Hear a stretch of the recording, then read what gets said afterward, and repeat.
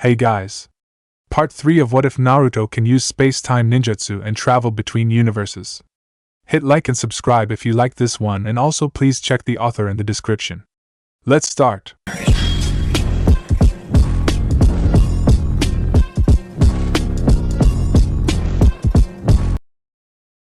Chapter 8 Bonds. Royal Flush. Naruto shouted, much to the horror of the other players, especially Sasuke, whose jaw dropped when his all-in failed, busting him out of the game.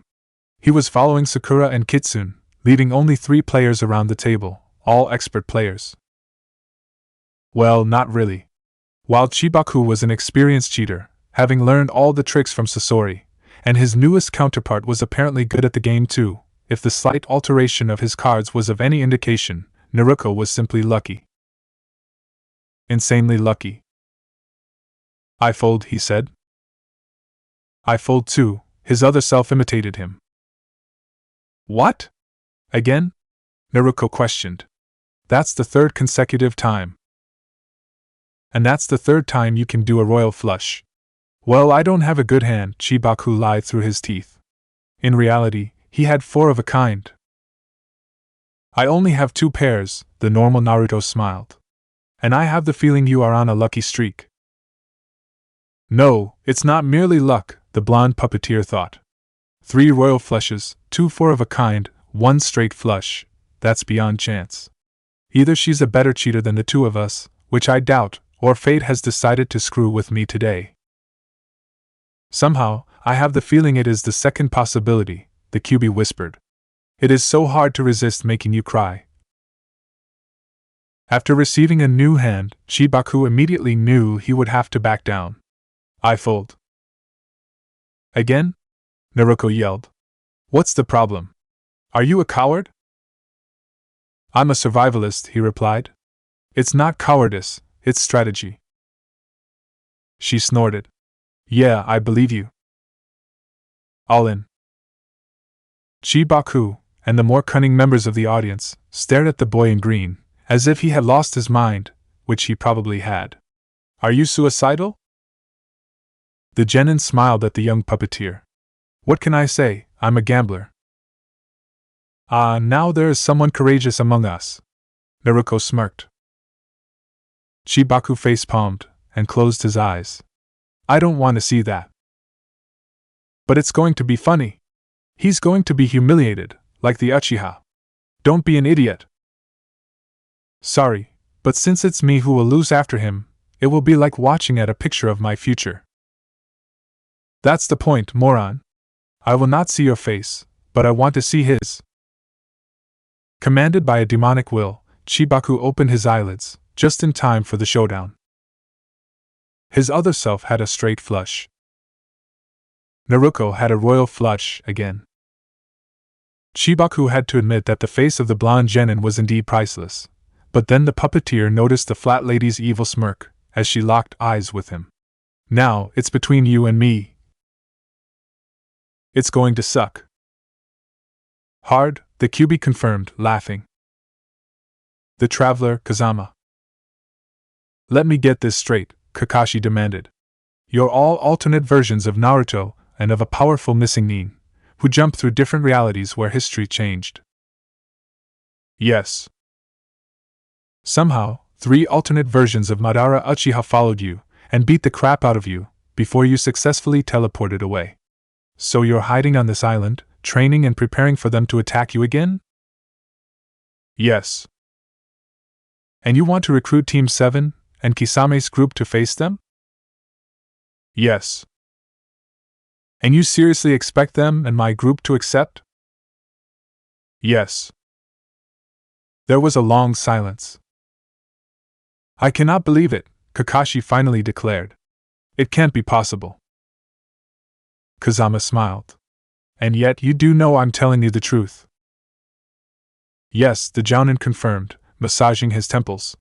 It explains all the strange crap about your group, and especially the demonic chakra I noticed during our fight against Kisame. He sighed. This is crazy. I know. I scarcely believe it myself, he admitted. But things happened so fast I didn't have much time to think about it. Kakashi stared at him with a strange expression. It was a mix of astonishment, compassion, and sadness. You have my congratulations.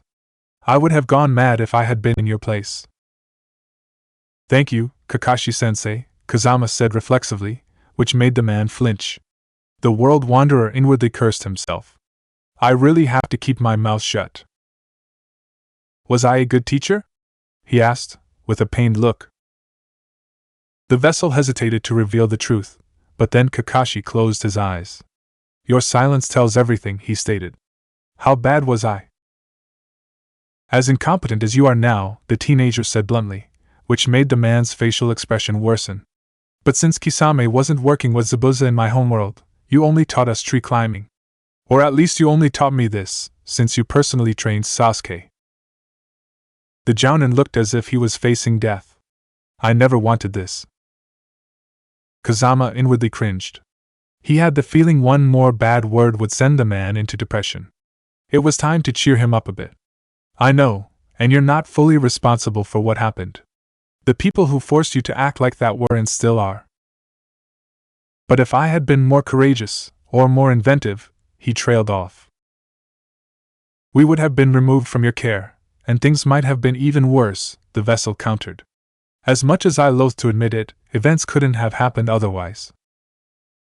The Jounin chuckled. Perhaps in another universe, then. Maybe, the vessel agreed. Why not witness it together? Kakashi didn't answer the question immediately, and stayed immobile, probably considering the proposition. Then, he seemed to reach a decision. After we put an end to Gato's tyranny, I will explain the situation to my team. Team 7 will come to an agreement as a group. If we accept, we will solve some of the still existing problems, like Itachi. About it, Kazama said, I would want you to give me some precise facts. I don't know anything beyond the fact that he butchered his clan. If it is what you desire to know, the Jounin cut in. If you want explanations, you will have to meet the Sandaime. The vessel nodded. Perhaps we will. He locked eyes with Kakashi. Now, a more pressing subject. How did Sakura end up with the Kyuubi? Kakashi raised an eyebrow at him. I have no idea about what to say. The Kyuubi attacked our Konoha, like in your world. Why the Yondaime sealed it within Sakura, and not inside your belly? Many answers are possible to this question. Perhaps she was the closest child, perhaps the beast fought differently. I can't answer your interrogations.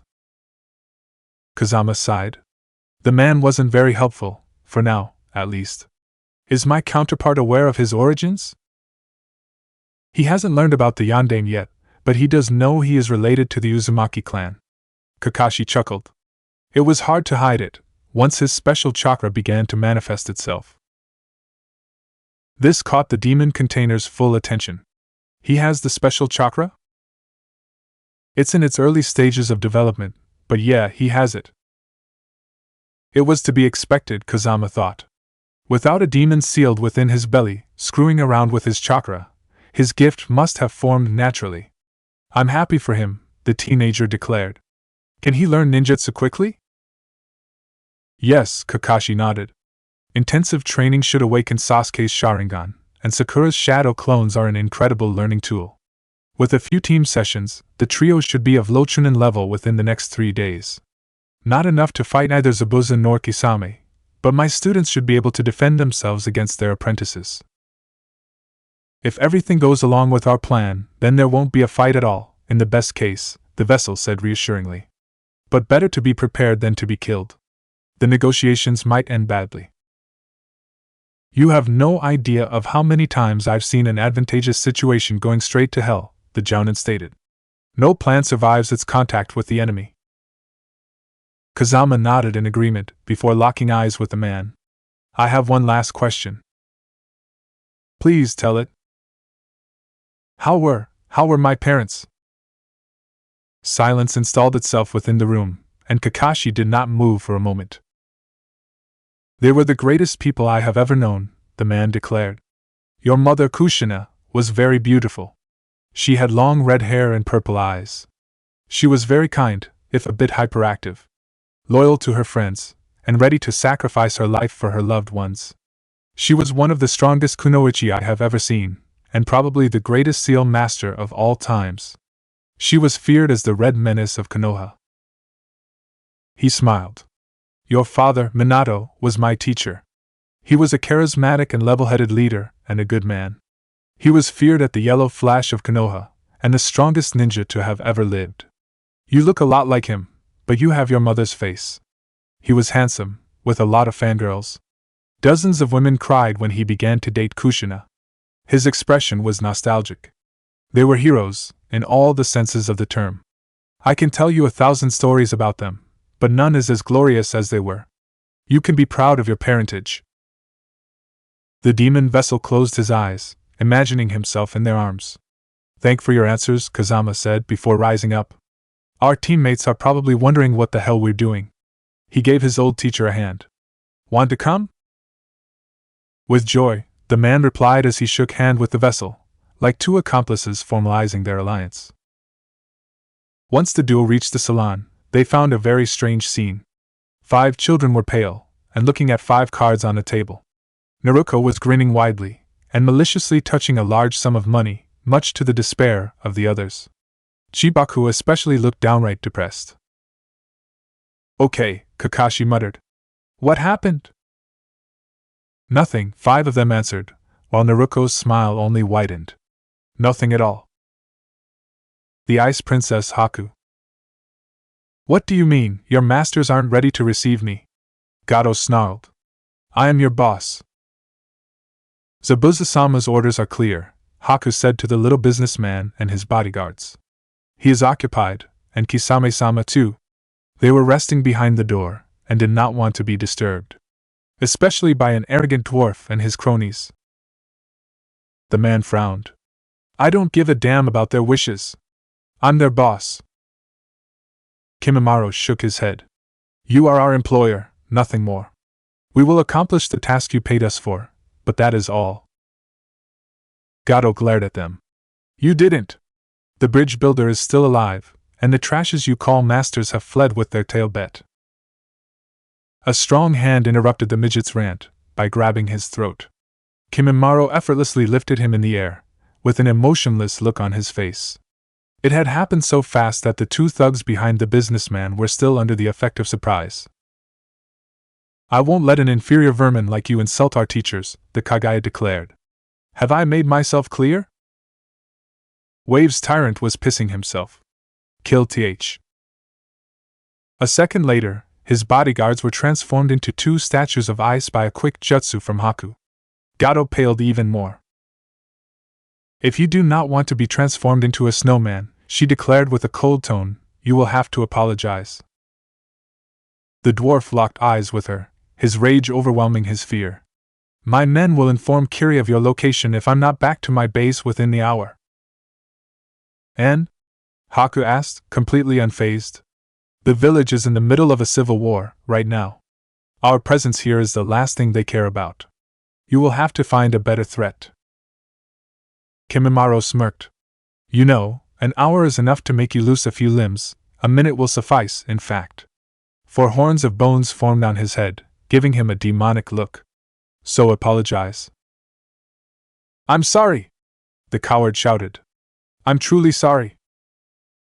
The Kagaya dropped him on the floor. Much better. The businessman got up and escaped at full speed. He runs rather fast for his height, Haku noticed. Kimimaro chuckled. If he tries to menace us again, his speed won't matter at all.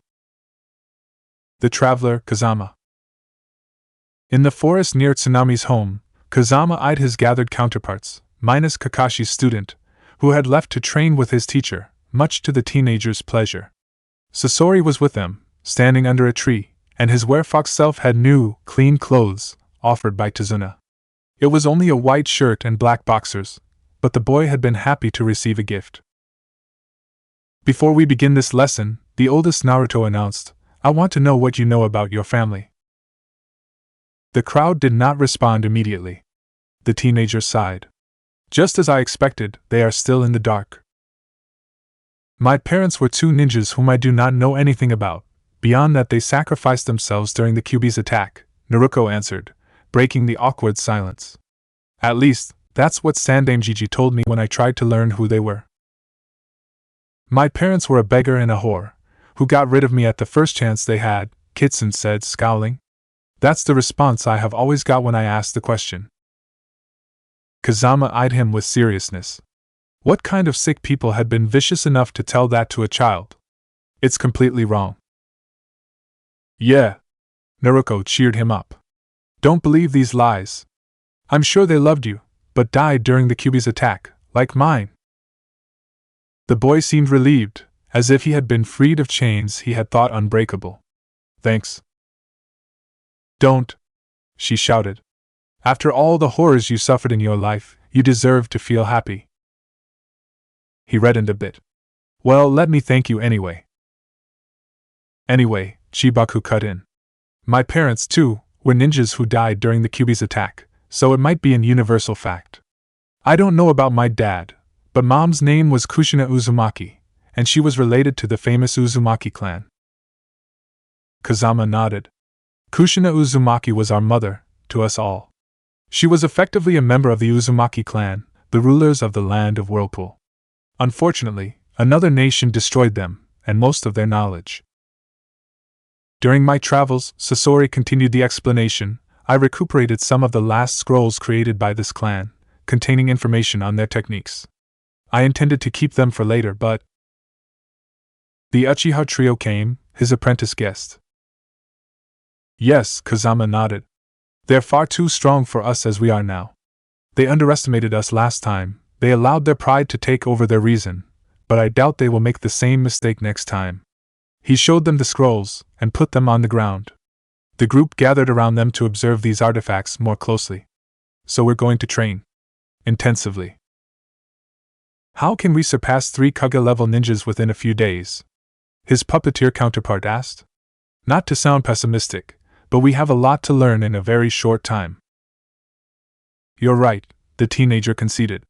But we have the Kage Bunshin to correct that. Naruto and your other counterpart already know it, and I have explained the technique to Sasori a short while ago. He will teach it to you, my puppeteer me. But why will it help us? Naruto asked. Solid clones are helpful, and they make good adversaries for spars, but beyond that. Kazama smiled. The Kage Bunshin was originally a spying tool, because of one of its main features. Each time a shadow clone is dissipated, its memories return to the original. If 1,000 clones practice 100 jutsu during the whole week, you will absorb all their knowledge and experience. This is fantastic.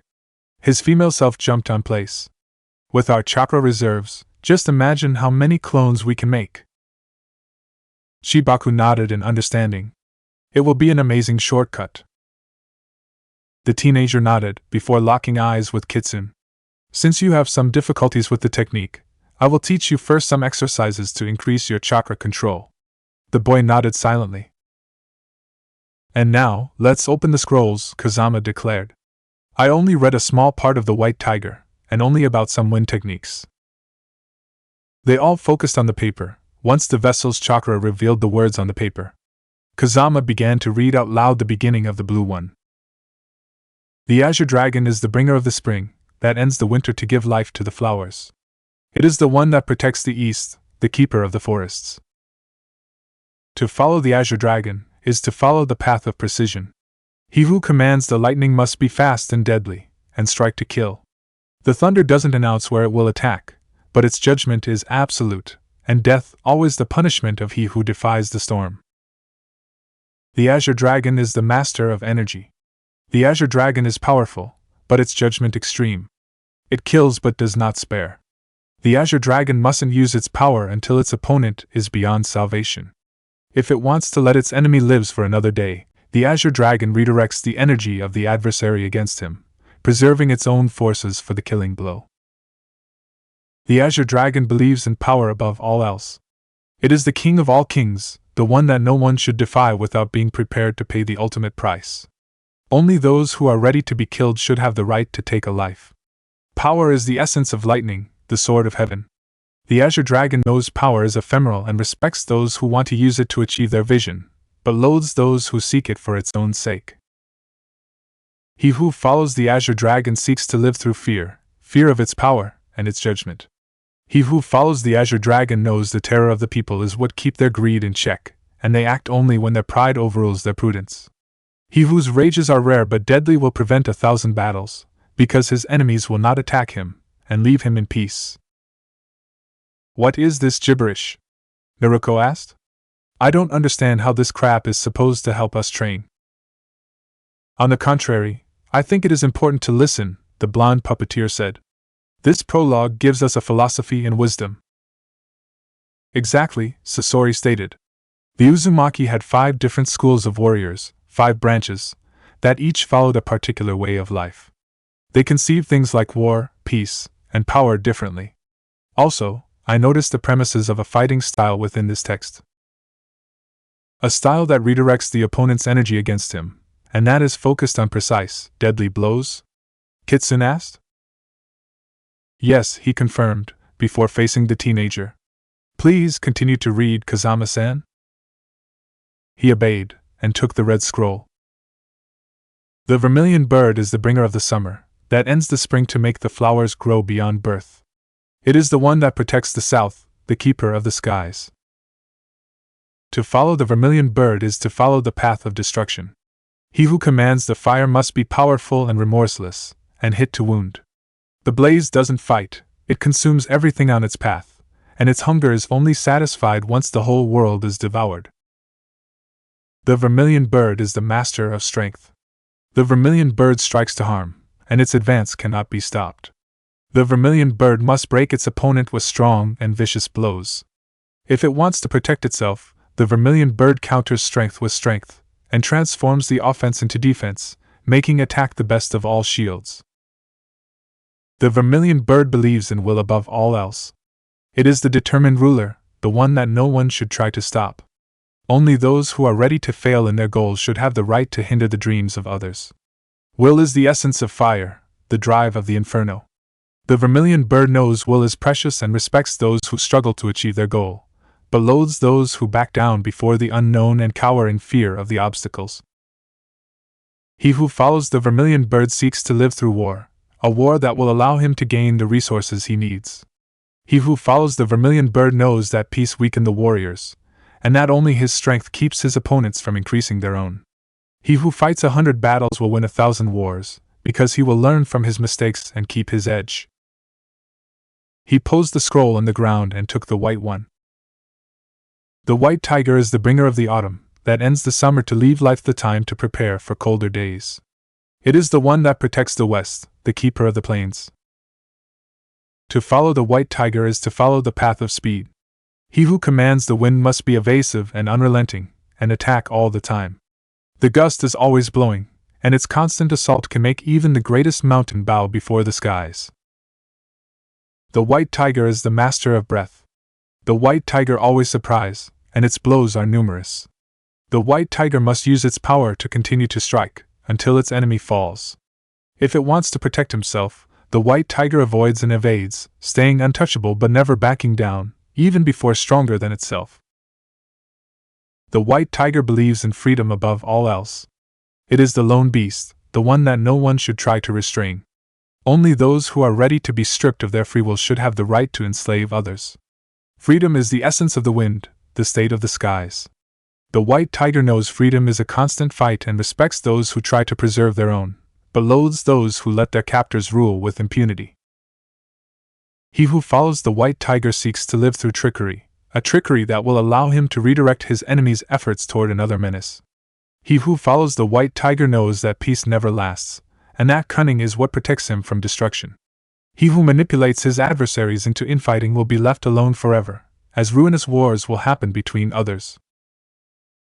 Then, it was the turn of the black scroll. The black tortoise is the bringer of the winter, that ends the autumn to make all creatures rest before the awakening. It is the one that protects the north, the keeper of the seas. To follow the black tortoise is to follow the path of resistance. He who commands the water must be swift and enduring, and counter all strikes.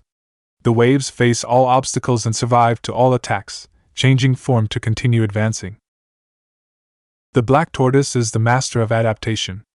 The black tortoise waits for the opponent to come, to better counter his blows. The black tortoise must always pair, to better outlast.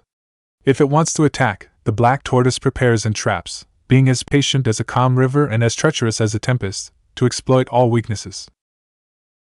The black tortoise believes in change above all else. It is the moving animal, the one that no one should try to immobilize. Only those who have achieved perfection should have the right to halt evolution. Change is the essence of the water, the drive of the sea. The black tortoise knows change is important and respects those who try to reshape the world, but loathes those who hinder transformations out of fear of what they do not control. He who follows the black tortoise seeks to rule through preparation, as preparations will make him foresee and prevent all problems. He who follows the black tortoise knows that dangers are always present, and that anticipation will preserve him from everything. He who is always on the defensive will survive until the twilight of the world, as his shield refines itself as time will pass. Finally, he read the prologue of the Golden Scroll. The Golden Unicorn is the foundation of all seasons, that maintains the universal order by existing and nurturing life.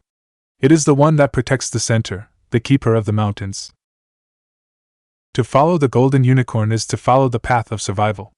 He who commands the earth must be determined and stubborn, and endure all blows. The land resists all assaults and stays still, healing from its wounds over the years.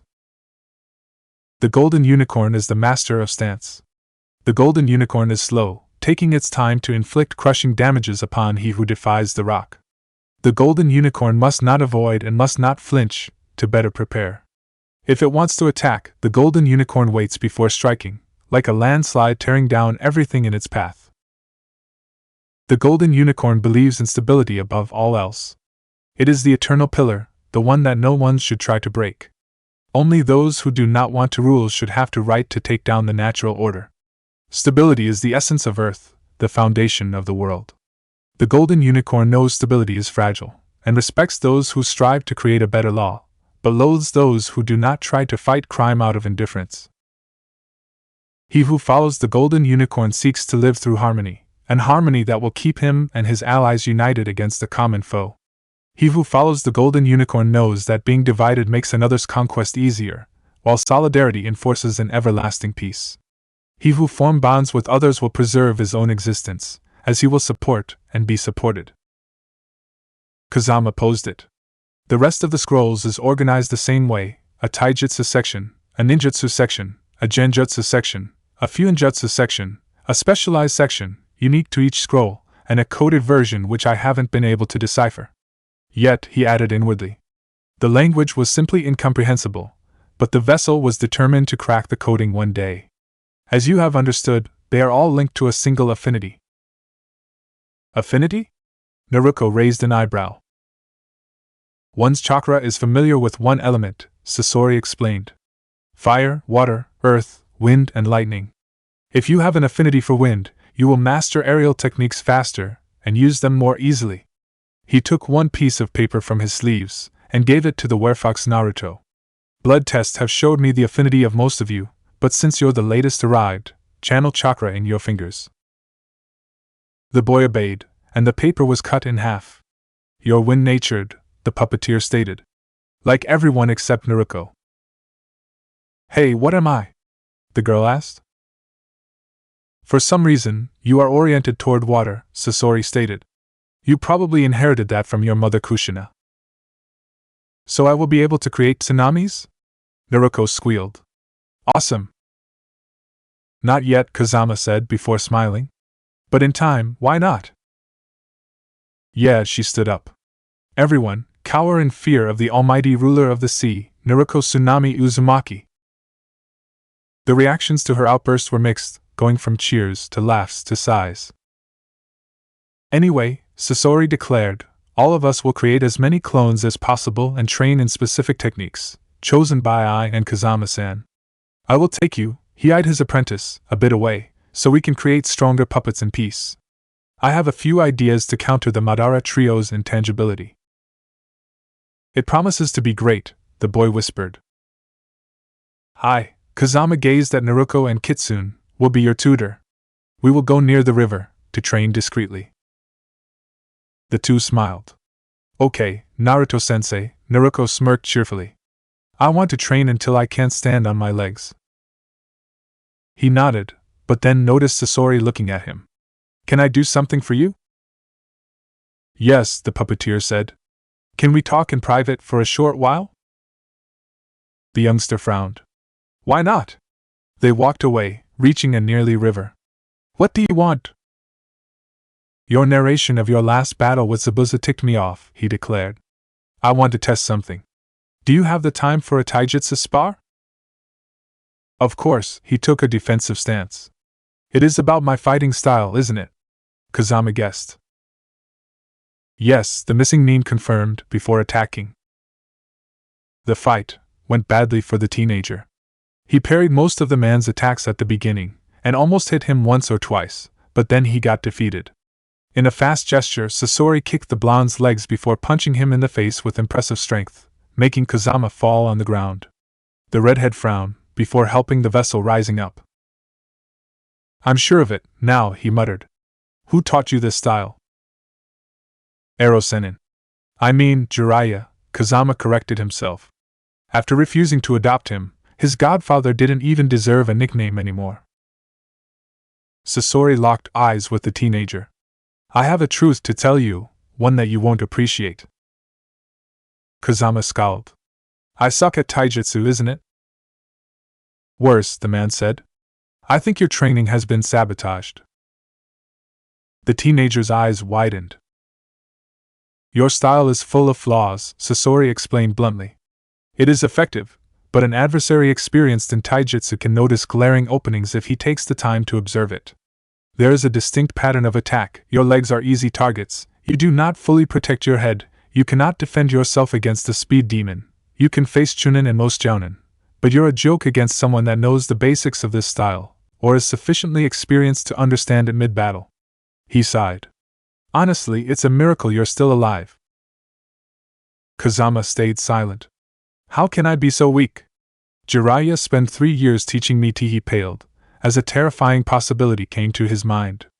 Sasori, are you implying that Jiraiya taught me a flawed style on purpose?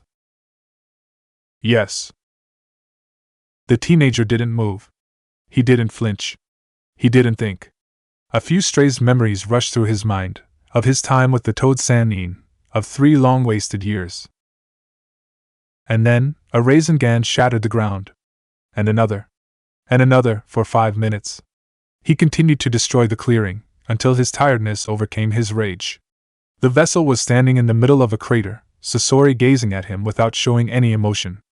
The puppeteer had stayed silent during the whole tantrum. Having calmed himself, the teenager remembered the words within the blue scroll. He who commands the lightning must be fast and deadly, and strike to kill, he muttered. Sasori. Yes?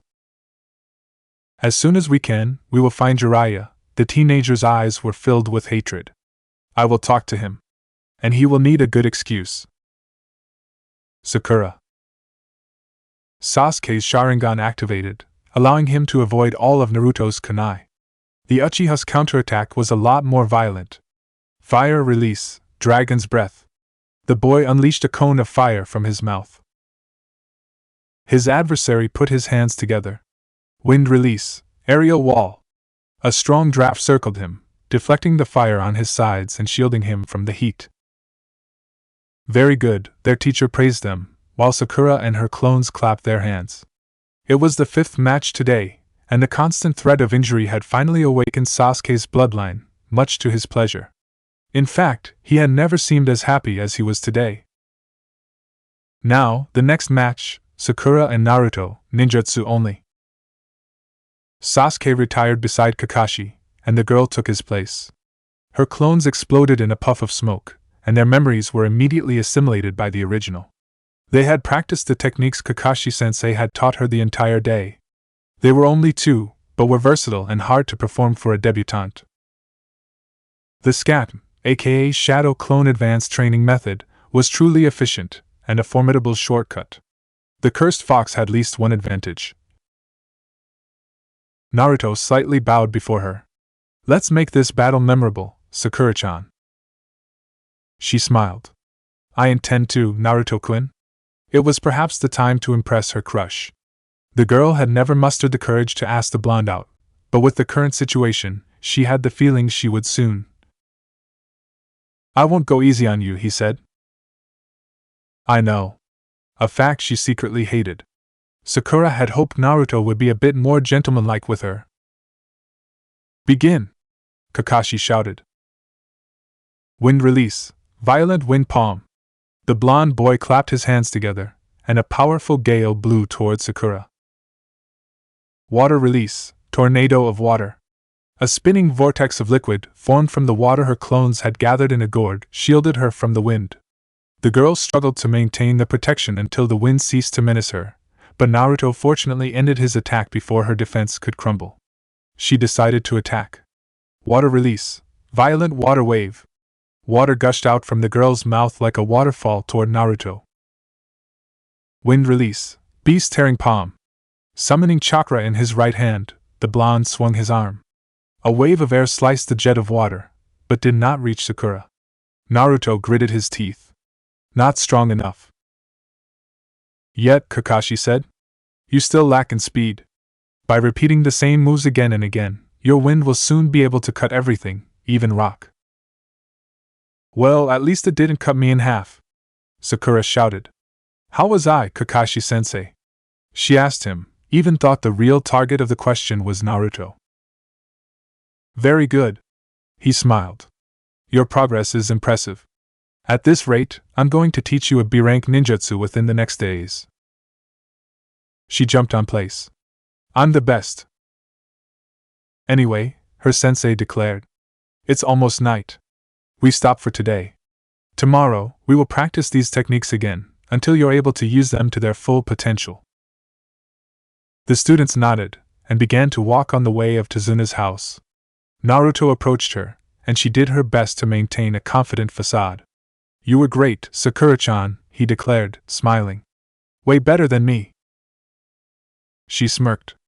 Thank you? You were good too. Damn, that was lame. She had to ask him out.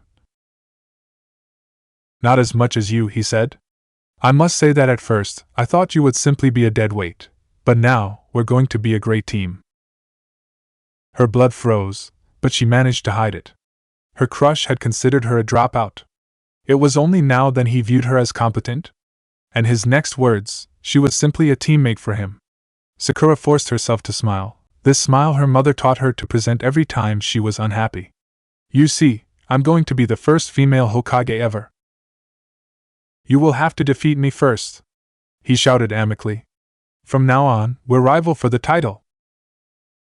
Yes, rivals, the girl thought. Not friends. Her mother's last words filled her mind. Who would love a monster? The girl, Naruto. She got her wish. Naruto's clones vanished, and she attacked.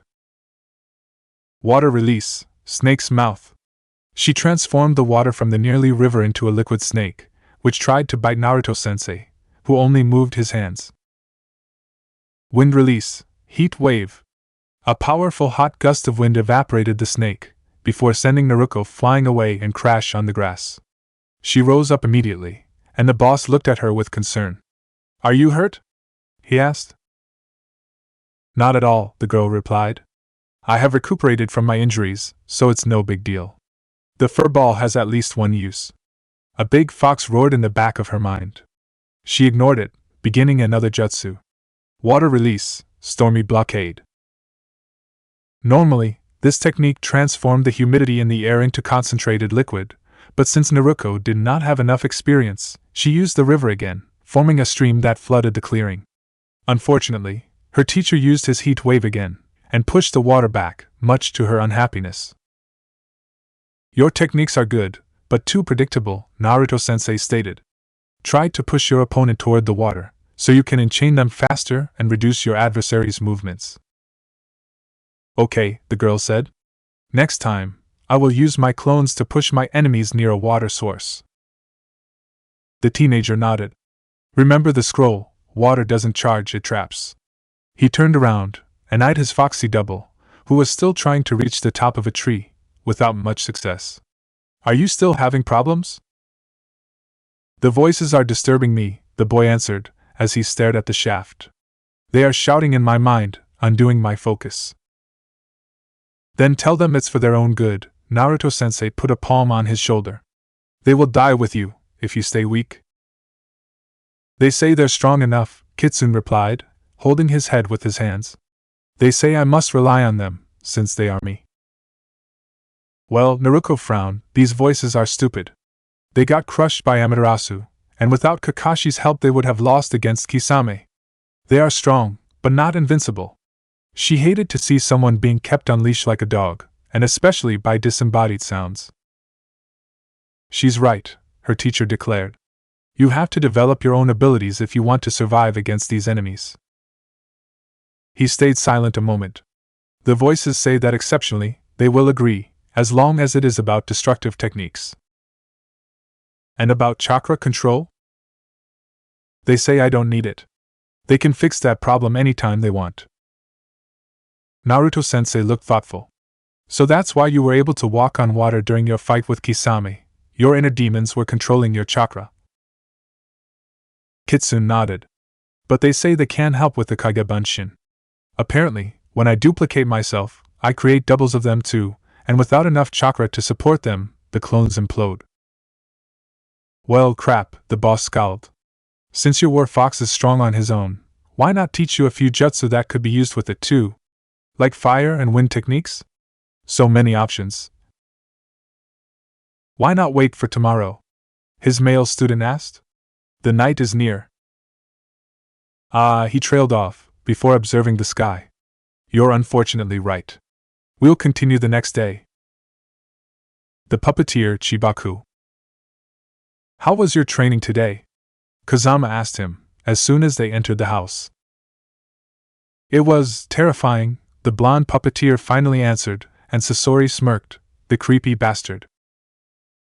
They had gone on a search of material, aka hunting human beings to transform them into living puppets. Gado's thugs, mostly, the sort of guys nobody was going to miss. Chibaku had done that many times, so it was something habitual. But this one day, Sasori had forced him to help with the procedure. Trying to dispel the disturbing memories of the last instance of these poor brigands, the boy decided to drop the subject. And yours? Useful, the teenager declared. First of all, we've all begun to practice some techniques, 2 from each scroll, and I have begun to practice the Azure Dragon's taijutsu style. The blonde puppeteer briefly noticed a glint of scorn within Kazama's eyes. I think that our accelerated training will allow us to master these jutsu within the 3 days before Kisame's team assault the bridge. Good, Sasori stated. Our counter to the Madara trio's intangibility will also be finished quickly. However, it's still a prototype, so I can't affirm it will work. Kabuto will be avenged, Chibaku promised. His assassins will pay. Well, it's better than nothing, the teenager replied. They reached the dining room, where everyone was waiting for them. The table was laid, and the trio sat. Soon, Tsunami came with the food and the rest of her family. The dinner went well. Sasuke was smirking and talking with Chibaku's normal and Warfox selves, while Naruto was talking with Sakura, about something girly, if their squeals were of any indication. Inari was sulking silently on a corner of the table, eyeing the blonde girl. Tazuna and Sasori were debating about the best way to construct bridges. Kakashi was reading porn, much to Tsunami's obvious displeasure. The blonde puppeteer wondered how the man could eat while reading, and then realized that the book was there to hide his mouth. The jerk had taken his mask off, but was dead set on keeping his whole face a mystery of the age. Tsunami's interactions with his older counterpart were truly funny. The woman was gazing at him sideways, and the young ninja was completely oblivious of her crush. Chibaku could understand the lady's actions. Her prey was handsome, cute, friendly, charismatic, and polite. A true gentleman. If he was more decisive, he would be a lady killer in no time. When she got up to bring the dessert, Chibaku approached Kazama. When are you going to make a pass at our hostess? He locked eyes with him, frowning questioningly. I don't know what you're talking about. Damn, you can't be that dense, the blonde puppeteer whispered. Just look at her, she has been eyeing you since the beginning of the dinner. She's hitting on you. She's more than 10 years older than I am, the teenager pointed out. And looks doesn't equal to attraction.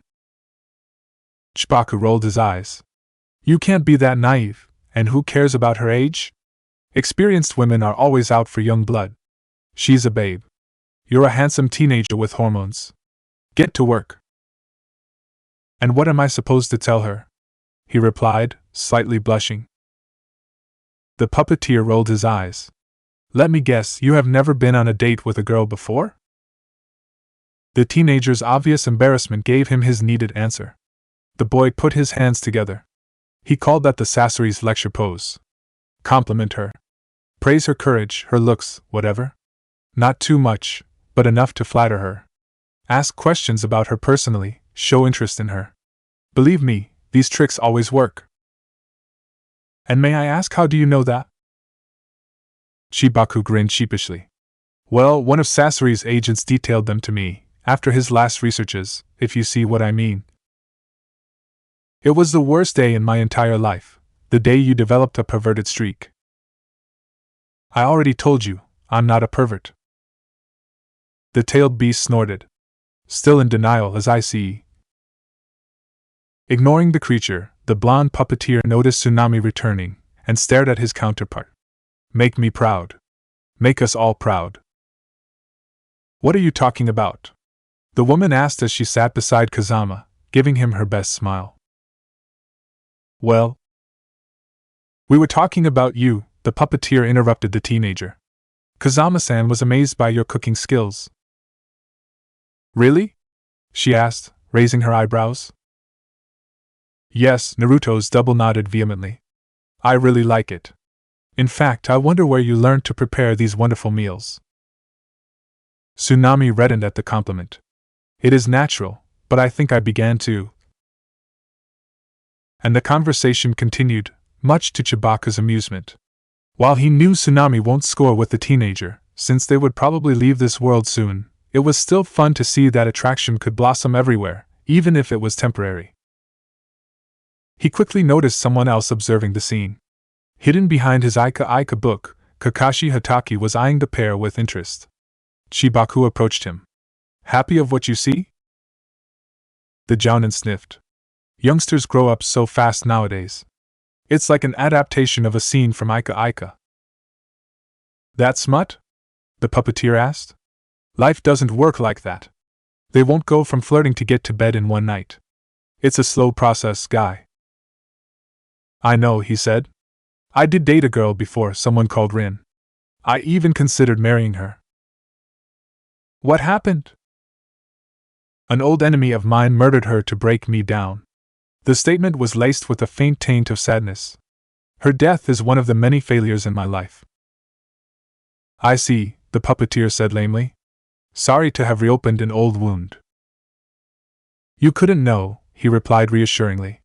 I only hope you and your friends won't suffer as I had. We're a band of outcasts, with varying consequences, Chibaku stated. We have all experienced pain. That's what made us strong.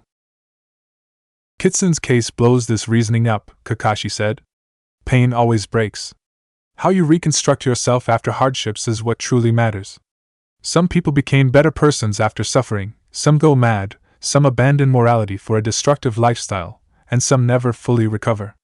I'm a typical example of the last category. He eyed the war fox in human form. Friends are here to help with this reconstruction. If you hadn't come to his help, he might have evolved into a monster. That's why we will always be there for him, Chibaku declared. The man nodded. It's strange to talk psychology at a dinner. Yes, the boy replied, as he began to eat again. Let's return to our two lovebirds. I have an idea to help him subtly. The jounin stared at him questioningly, and Chibaku explained him his plan. The normal. And then I punched him in the jaws, Sasuke explained. After he fell, I kicked him in the balls so hard that his grandchildren must have felt it. But then I rose up and gave him a good headbutt in the torso, Naruto continued, explaining how his first fight with Sasuke went. Then, the battle evolved into a savage brawl. I don't even remember how we ended bruised on the ground, but we did, the Uchiha said, as he drank another glass. After that, we connected, or something. You mean you became friends? Kitsune asked. Yep, Naruto said. We took the habitude of hanging out together. Mostly to train, but sometimes to eat or to do other activities. He smirked. In fact, I was the only guy willing to pass the day with him. Yeah, I needed a punching bag, and I found one. How could I have wasted it? The Uchiha deadpanned. That, and you weren't a loud fangirl. He scowled. You can't know how much I hate these creatures. Hey, I had some back in the academy, the blonde boy pointed out. But they abandoned you once you graduated. They're still after me. Say that to Hinata, he replied. Man, she's stalking me, and it is creepy. Sasuke snorted, and Kitsune seemed to stiffen. Naruto eyed him. Did I say something wrong? He shook his head. No. It's bad to lie, the genin replied. What's the problem? He seemed really uncomfortable with the question. A friend of I was called Hinata. Was? The two ninjas blinked. Is she dead? Yes, the strange boy muttered. I don't want to talk about it. At that moment, Naruto felt a string of sympathy for the boy. Having been an orphan, he knew how much friends were precious. He didn't know what he would act if Sasuke ever died, but he had the feeling it wouldn't be pretty.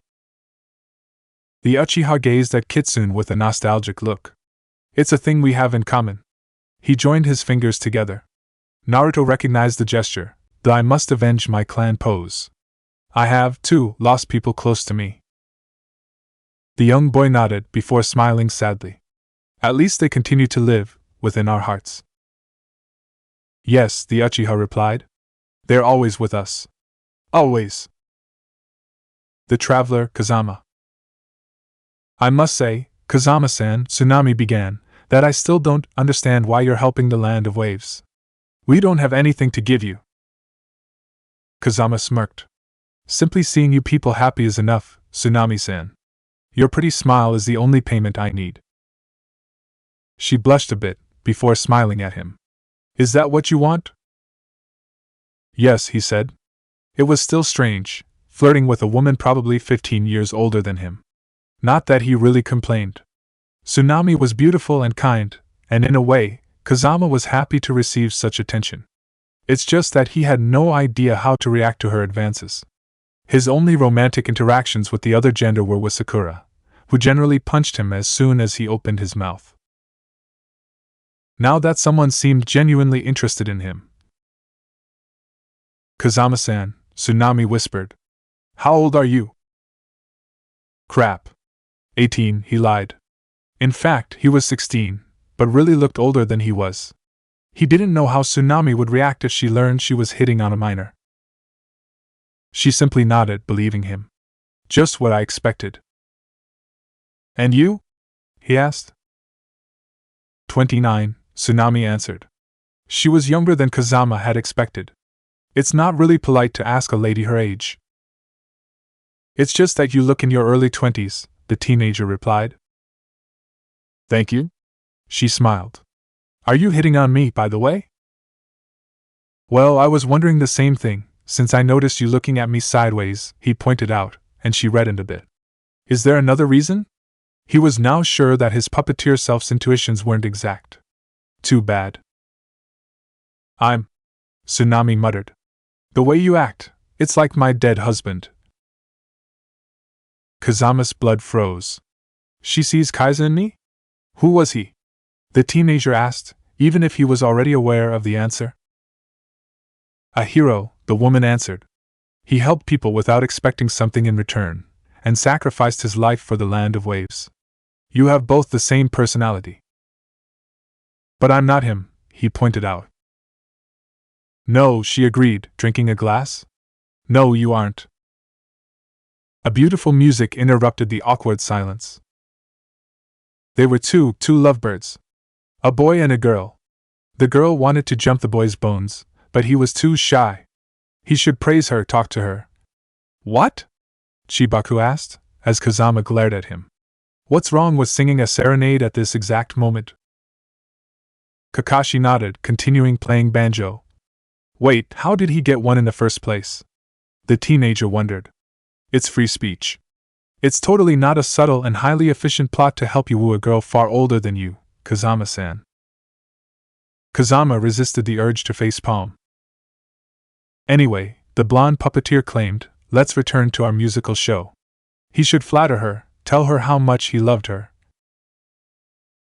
Living in the past is not a good thing, Tsunami-san, Kazama whispered to the woman, ignoring the two idiots singing beside him, who were completely misinterpreting the conversation.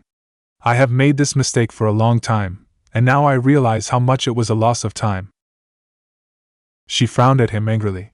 What is wrong with remembering about the dead? It's wrong when they stop you from moving on, he answered. The memories of the deceased is important, but they shouldn't govern our life. Images of Sasuke filled the teenager's mind. A friend of I made the same error, and it ruined his life. I am not talking about forgetting Kaiser completely, but you shouldn't project him onto others. Otherwise, you are doomed to loneliness, since your husband was unique. You won't find someone exactly like him. She stayed silent a moment, before nodding. You're right. He should take her hand, take her hand. Thanks you for your advice, Tsunami said. Kazama smiled. It was a pleasure. I hope you find love again, one day. He should kiss her, kiss her, kiss her. I think you have more chances than I, Kazama-san, she replied, standing up. With a little more attitude, you could be a real lady killer. He grinned sheepishly. I haven't had much such success yet. Then consider me as your first conquest, Tsunami declared. She approached her mouth, and kissed him on the forehead. The blushing boy heard the two singers squeal behind him. Once you really hit 18, she said, making Kazama redden even more. Come to see me. I will be happy to give you a chance. She left the dining room, the stare of the teenager following her. But then the two idiots ruined his mood. You see, my plan worked. Infuriated, Kazama glanced sideways at the duo, and dropped his jaw. O great god of romance, Kakashi declared, kneeling before Chibaku, your humble servant begs you to teach him the secret of your success. He showed him the banjo. Please, accept this object, as an offering. Yes. The boy shouted. I already have one follower. Horny teenagers and closet perverts, worship me. Honor my name, and you shall obtain what you want, a reluctant kiss. Kazama sighed. You're driving me insane. Both of you. The girl, Naruto. The view was beautiful. Thousands of stars were illuminating the sky, and the moon was completely full. Light and darkness were cohabiting in a perfect harmony. That's great, Naruto declared, as she sat to observe the celestial luminaries. She and Sakura were on the roof of the house, alone. Wonderful, her newest friend agreed. When I was young, the old man would come and explain me where to look for the constellations. I have always been fascinated by the sky. It's incredible, the demon vessel said, to think that the stars were already looking at the first man, and would continue to observe the earth long after we're gone. Thinking like that makes us look like mayflies. Sakura smiled. But life is beautiful because it ends one day. Yes, the other girl replied. Eternity just seems plain boring to me. A light crossed the skies. Naruto got up. A falling star. She stared at Sakura. Have you made a wish? She nodded. And you? The demon vessel smiled. I asked for a perfect future, for all of us. That's a good wish, the girl said lamely. Mine is a bit more selfish. Naruto raised her eyebrows questioningly. I wish for my mother to come back. The blonde girl paled, before sitting beside Sakura. How was she? She was kind and gentle, the girl whispered sadly.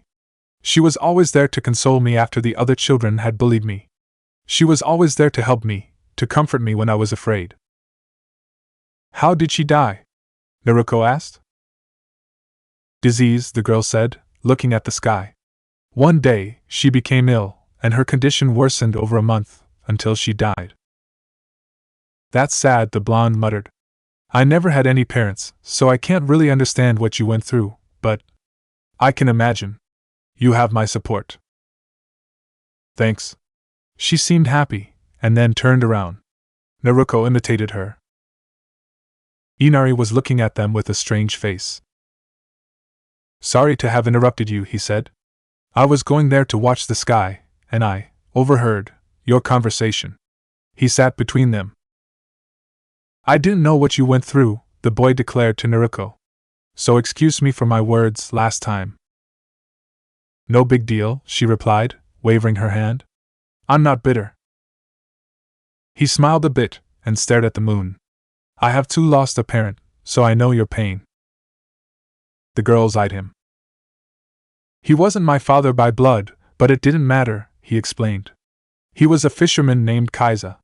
He saved me from drowning, and I don't know how, but we went along well. He quickly became a member of the family, and married Mom. His expression turned into one of sadness. When Gado came, Kaiza tried to stop him. Gado captured him and killed him in public. Sakura put a hand on his shoulder. Gado will pay for what he had done to your countrymen.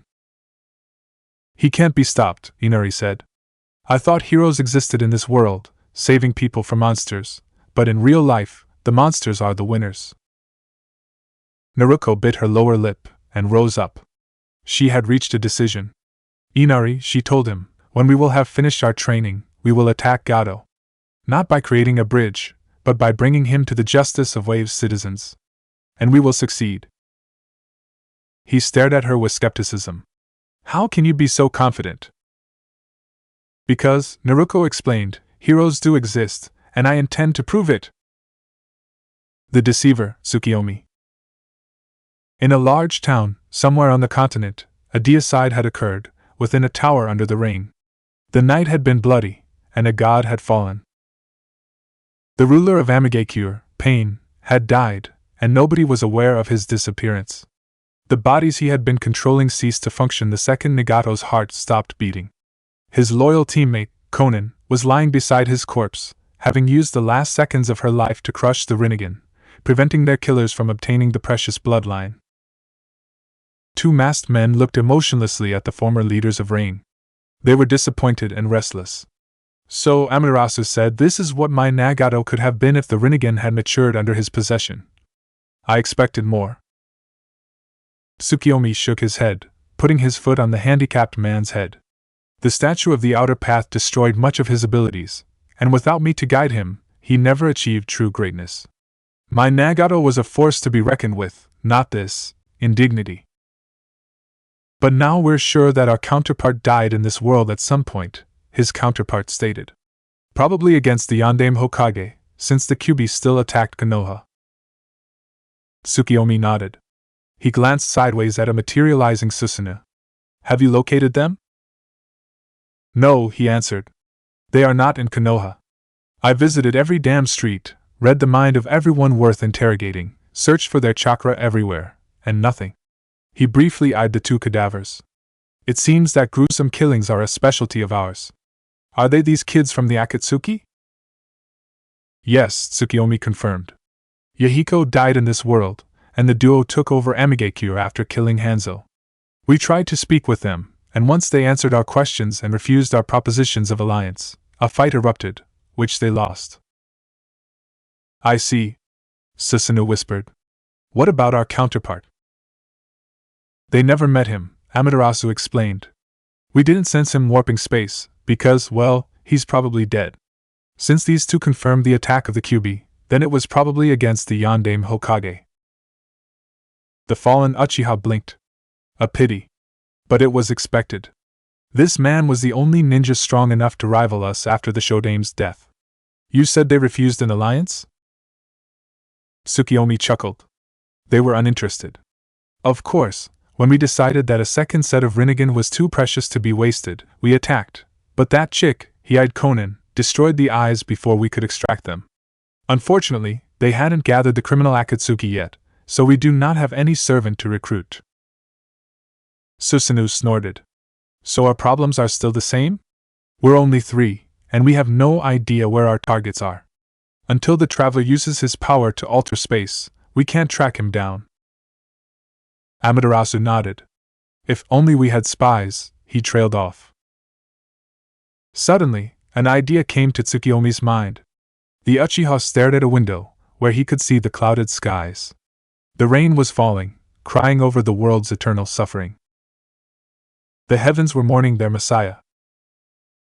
I almost forgot how much the rain loved this country, he whispered. It is washing away mankind's sins, Susanoo said, eyeing the sky. Rivers of blood will be purified, before the battle begins anew. But no matter how much heavens will cry, Amaterasu declared, staring at the clouds too, war will never end. Conflict is the essence of humanity, the primal instinct, that exists within all of us. Tsukiyomi chuckled. Be wary, Hashirama must be glaring at you from the afterlife. He was a great man, the warrior said. He had a conviction and the will to defend it, even if it turned out to be false. Peace is an illusion, as man can only strive through war and competition. Explain, Tsukiyomi asked. People have desires. They want to eat, they want pleasures, riches or power. But there isn't enough resources on this earth to satisfy everyone. So men have to compete for them. The winners are the strongest, the most cunning, the most determined, and they improve humanity as a whole, by culling the weak. The deceiver observed him for a moment. It's a thing we do not agree on. Then in what do you believe? In inequality, he declared. People follow a herd mentality. They obey because they fear what they don't control. They try to stop the future, to stop change. The masses only live to lift up the few exceptional men or women that decide to make their own choices. You, me, the show dame, Naruto Uzumaki, we are all exceptional, because we resisted the tyranny of the many and struggled to shape the world into our image. But there are so many obstacles, so many talents are wasted because they don't have proper guides. That's why prodigies should help each other, instead of competing. Enslaving the many will give us the resources we need, and peace will finally be achieved under the rule of the few. Amaterasu chuckled, before looking at Susanoo. And you? I believe in fate, the ninja with the Rinnegan replied. I believe that man does not control his future, and that our destiny is decided at birth. History repeats itself, like an endless cycle, and multiple prophecies have been realized. The Uchiha's fate is to destroy the Senju, and I will accomplish it. Izuna prophesied I would bring forth an everlasting peace and a true utopia, a world where those destined to rule will shape a golden age, and that future, I promise to realize it on my brother's deathbed. An uneasy silence filled the room. Izuna. I wonder if in one alternate universe, our counterpart saved him from the claws of death, Amaterasu whispered. I hope to see him again one day, Tsukiyomi declared. In this world or in the next. With Uzumaki's help, Susanoo said, this hope can become a reality. Yes, the deceiver replied, looking at the clouds that would help them locate Uzumaki Naruto. We will see Izuna again, and realize his dreams, even if we have to burn the world trying. Chapter 9, Last Days. Sakura entered the great hospital without a word. The secretaries ignored her, and she ignored them. The girl wasn't even masking her sadness. Her fake smile was nowhere to be seen. She went through the stairs and stopped. Hokage was talking to a medic, behind a slightly open door. She observed them discreetly. Arsenic? The sandaime squinted, as he read a sheet of paper. She has been poisoned? The doctor nodded. We've found traces of toxic substances in her bloodstream. The diagnostic shows that the patient has, unknowingly, absorbed small doses of various chemical agents over a long period of time, probably through her food. The old man closed his eyes. So it's an assassination. Yes. Her daughter was probably targeted as well, but we think her accelerated healing gave her immunity to most poisons, saving her life. The sandaime frowned gravely. I will have my forces investigate. This crime cannot stay unpunished. Sakura didn't listen anymore. She continued to walk through the white corridors, until she reached her mother's room. The girl opened the door silently. Mom, she whispered. I'm back. No response. Sakura approached the bed, where her mother Saya was resting. The woman looked at her, with an empty gaze. Her hair were now white, and she seemed to as old as the Hokage. Sakura. She lifted her hand. The girl smiled, and took it. I am here, Mom. I will always be with you.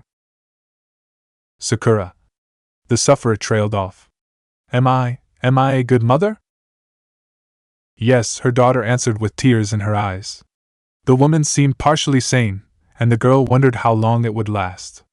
The madness had claimed her for weeks, and Sakura hoped she would recover one day, even if the doctors had said she wouldn't. The children, that insulted you. They stopped.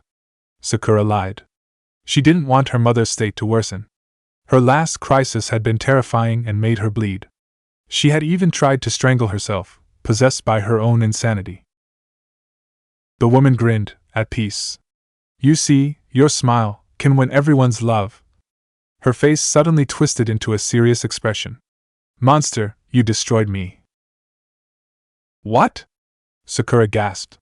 Her mother was now squeezing her hand with the little force she had left in it. You ruined my life. Saya hissed, as her eyes glittered with insanity. I could have been happy, but you stole my daughter's face and body. Mom, the girl whispered. You're scaring me. Had her madness taken over once again? You should have died that day, demon. Her mother shrieked. I should have strangled you when you were reborn in Sakura's body. None of this would have happened. I should have killed you. Sakura repressed her tears. You don't believe what you say. That's the madness that talks, not you, Mom. The woman laughed. An empty, cold, and forced laugh. What do you know of truth, Kyuubi? Are you so used to lie that you do not recognize the reality of my words? The Kyuubi? Sakura asked, not understanding her mother's gibberish. I tried to love you. The madwoman cried. I sacrificed my life, my reputation, for you, and now I'm paying the price for this mistake. Disappear. She ordered her daughter, as she released her hand. Vanish from my sight. But Mom. Be gone! The woman shrieked, and her daughter fled in terror. Who would love a monster beside itself? Sakura heard her mother scream and cry. Who would love a monster? She roared, as the doctors came to restrain her. The next time Sakura would see her mother was for the latter's funeral. The genin opened her eyes. She had left the hospital for Tazuna's house. Nightmare? Sakura's face tilted to her side to where Sasuke was sitting on the floor. The girl had no idea why did he care, but nodded nonetheless. The Uchiha frowned. Seemed to be a bad one. You heard me? She asked. Well, you really sounded really out of it, he answered. But I think I'm the only one that noticed. Naruto is already taking his breakfast. I see, the girl muttered. Why does my dream interest you? Because you were talking in your sleep, Sasuke said. I heard the words arsenic and madness. Most nightmares don't have those things in them. She glared at him. It doesn't concern you. It was a very sensitive subject. I don't want to talk about it. The boy weathered her glare, unfazed. I understand. It's just, he gritted his teeth. If you ever want someone to hear you, I am here. Thank you, Sakura smiled. But I don't think it will be necessary. The Uchiha glanced at her. Hiding your pain behind a false grin won't make it go away. I know, she said. I figured that out long ago. Since her first day at the academy, in fact, the very day parents had ordered their children to ignore her. Then why do you keep the lie alive? Sasuke asked her. Why don't you express your real personality instead of a fake one? Because I can't, she answered. It's been done so many times that I can't stop acting like that. After wearing a mask for too long, it's become my real face. It's natural to wear it now. In a way, it's harder to take off than to put on, even in front of you, Naruto, and Sensei. The Uchiha nodded. Since we're on this subject, when are you going to make a pass at him? Sakura chuckled sadly. Is it that obvious? No, he replied. You're a lot more discreet and subtle than Hinata, but after spending some time with you two, I've noticed how you seemed more nervous than normal around him. Your reaction simply confirmed it. I am pathetic, aren't? She whispered. I'm not even able to ask a guy out. Sasuke shook his head. You're not pitiable. In fact, I think that you are too afraid of being rejected. He's a nice guy. Invite him on a date, and he won't refuse. He stood up on his legs. If you want, I can even help you. Really? Sakura watched him, mesmerized. How? The boy smirked. It's a secret. Sasuke. Sakura has a crush on you. The blonde's face was priceless, in Sasuke's humble opinion. At first, he looked as if he had been punched in the balls. Then, he paled. Then, horror spread over his visage. Then, he stared at his black-haired friend with empty eyes. You are joking. Please tell me you're joking. Not at all, the genin replied, with amusement in his tone. She wants to ask you out. She admitted it herself. Naruto sat on a chair and massaged his temples. It's impossible. Sakura is crushing on me? The Uchiha snorted. His friend truly was dense. He only recognized attraction when he was stalked by an obsessive fangirl. Hinata is crushing on you, so why not Sakura? The blonde glared at him. You don't understand. I have always been nice to Hinata, so it didn't surprise me when I discovered her use of the Byakugan to observe me. Sasuke scoffed at the euphemism. But I never talked to Sakura before she joined the team. Heck, the first time I spoke with her was to argue with her in a spar. The Uchiha lifted his shoulders, shrugging. What can I say? She loves you. He eyed his friend emotionlessly. What are you going to do about it? I don't know, the boy answered. Sasuke frowned. What do you mean by I don't know? A friendly, cute girl is only awaiting a sentence to fall in your arms. Like Hinata, Naruto snapped. Her parents would never allow her to date you, Sasuke pointed out. They would rather put the caged bird seal on her forehead than allow this princess to be kissed by a clanless orphan like you. Sakura is free, less clingy, and very mature for her age, if you ignore her choice for dress and lack of interest for academic matters. Why are you hesitating? Why are you pushing this, Sasuke? Because it's my duty as loyal teammate to make both of you happy, or miserable, he explained. That, and I think Sakura has issues. Even more than us. The blonde cast him a questioning look. The genius sighed. As much as she tries to hide it, deep down, she is unhappy. She is good at hiding her problems, but they still exist. She is pretty much convinced that no one really likes her. Having a boyfriend might make her revise her opinion. Naruto stayed silent a moment. I will do it. Asking her out, I mean. Good. Now move your ass and get to work. Actually, he grinned sheepishly. What am I supposed to tell her? The Uchiha stayed silent. You don't know? No answer. I think Kakashi-sensei is my only solution. Sasuke's eyes opened wide. You are going to ask relationship advice to a guy spending all his days reading porn? In front of kids? Yes. Silence. I have a bad feeling about it, the Uchiha muttered. The Ice Princess Haku. Haku carefully picked up the herbs which she needed to prepare her teacher's ointment. The fake hunter-nin was disguised as a civilian, but she had kept a few saban hidden in her pockets just as a precaution. Hopefully, she wouldn't use them, but with Gado's thugs around, while she hadn't assisted to their extortion attempts, it was common knowledge in town that the local law enforcement tended to pay themselves with more than just money. Fortunately, their number had considerably dropped these days. If Kimimaro was to be believed, Gado's men were getting exterminated by a trio of killers, probably members of that Arisher family. In fact, most of the businessman's hired muscles were beginning to desert in large numbers. Their employer now only had a quarter of the staff he had before Tezuna's return, and if the murderous spree was to continue, he wouldn't have any helpers left at all, except Zabuza's gang. Haku didn't like to kill, and even less working for Gado, but her master's orders were absolute. She thought they were dishonoring themselves by serving a tyrant, even if he was paying them a lot. Money earned through such terrible deeds was worthless in the girl's eyes, a point of view Kimimaro had criticized. "We are ninja," he had told her. "By becoming warriors, we have corrupted ourselves, and purity will be forever beyond our reach. You are far too soft for your own good, Haku." She knew her fellow apprentice was right. The girl would have been better as a healer than as a shinobi, but she was a Yuki, a Hayatan user. Her bloodline had denied her a peaceful future, and Zabuza had showed her the light among the darkness of the ninja world. She would do anything he wanted her to, even if she had to kill her heart in the process.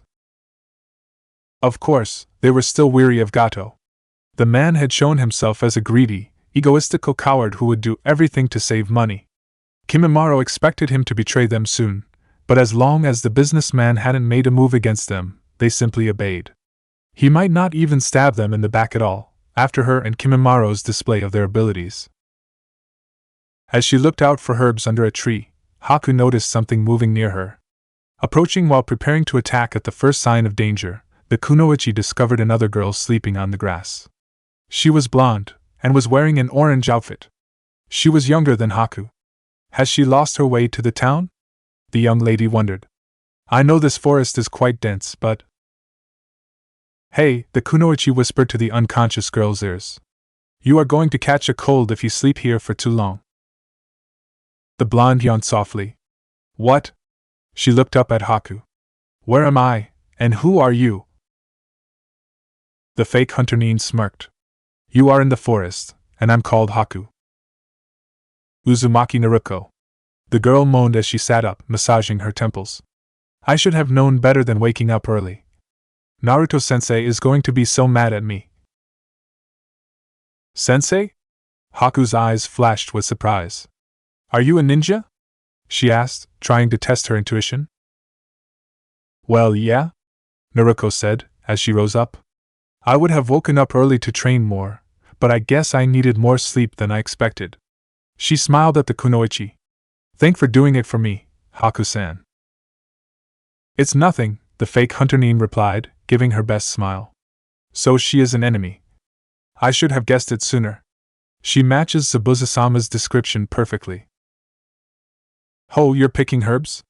The blonde asked, as she pointed her finger at Haku's basket. The kunoichi nodded. It's for a friend that is ill. Hopefully, she wouldn't make the connection. Naruto smirked. You know what, I think I can help you. What kind of plant do you need? That's very nice of you. Haku thanked her. I only need this kind of herb. I will get them in no time. The girl shouted, as she executed a technique. Kaige Bunshin no Jutsu. The kunoichi gasped, mesmerized, as at least 100 of blondes suddenly appeared in the clearing, all exact copies of the original. They all began to wander through the forest, picking herbs along the way. In less than 5 minutes, Haku's basket was full. The astonished kunoichi managed to blurt out a thank you to the clone crowd. It's nothing! They all shouted. That's Uzumaki Naruto for you. The clones popped into smoke, leaving only the original, smiling at Haku. Happy to have helped you. Akane! The furious call resonated through the clearing. The blonde paled and glanced sideways. Oh crap, Naruto-sensei is as mad as hell. She locked eyes with Haku. Sorry, but I have to flee. If he finds me now. I'm already here, an irritated voice whispered to her ears. Haku's experienced eyes easily noticed the shunshin, even before the user appeared behind Naruto. The newcomer was a young teenager of her age that looked like an older, male version of the blonde girl, wearing an orange cloak above a black shirt and purple pants. The kunoichi had to admit it, he was rather handsome even if his face was currently stern and emotionless. Naruto-sensei. Naruto trailed off. I am so sorry. I hope you have a good excuse for your absence, he grunted, and noticed Haku. It was brief, but the kunoichi saw the teenager's shocked face when he locked eyes with her. It seemed as if he had seen a ghost. He quickly corrected his expression, but it was enough for Haku. He knows me, she thought. Or at least someone resembling me. The teenager's next reaction surprised her, however. He grinned and stared at Naruto with an knowing look. So that's your reason for waking up early? You were on a date with a pretty citizen of Wave? Both Naruto and Haku gasped at the statement, and both reddened a bit. That's completely false, the blonde yelled. And we are both girls, the fake hunter Nin added. This seemed to throw the teenager out of tracks. He gasped, eyed Haku for a short time, and opened his mouth in amazement. You're a girl? The reaction angered the kunoichi. He thought I was a boy. Of course. Haven't you noticed the lack of Adam Apple? Or the breasts? The teenager stayed without voice, completely shocked, before smirking. So you're into girls, Akane? He asked the blonde mirthfully, probably to hide his mistake. Haku wondered why he used that name. Was it an alias? Naruto blushed. No, I'm not, Jerk-sensei. You can admit it, I don't discriminate. And she is very pretty. Haku reddened slightly at the statement. Sensei! She yelled, infuriated, as the teenager began to laugh. I'm joking, he said, still grinning. So, who is your new friend? I am Haku, the kunoichi presented herself.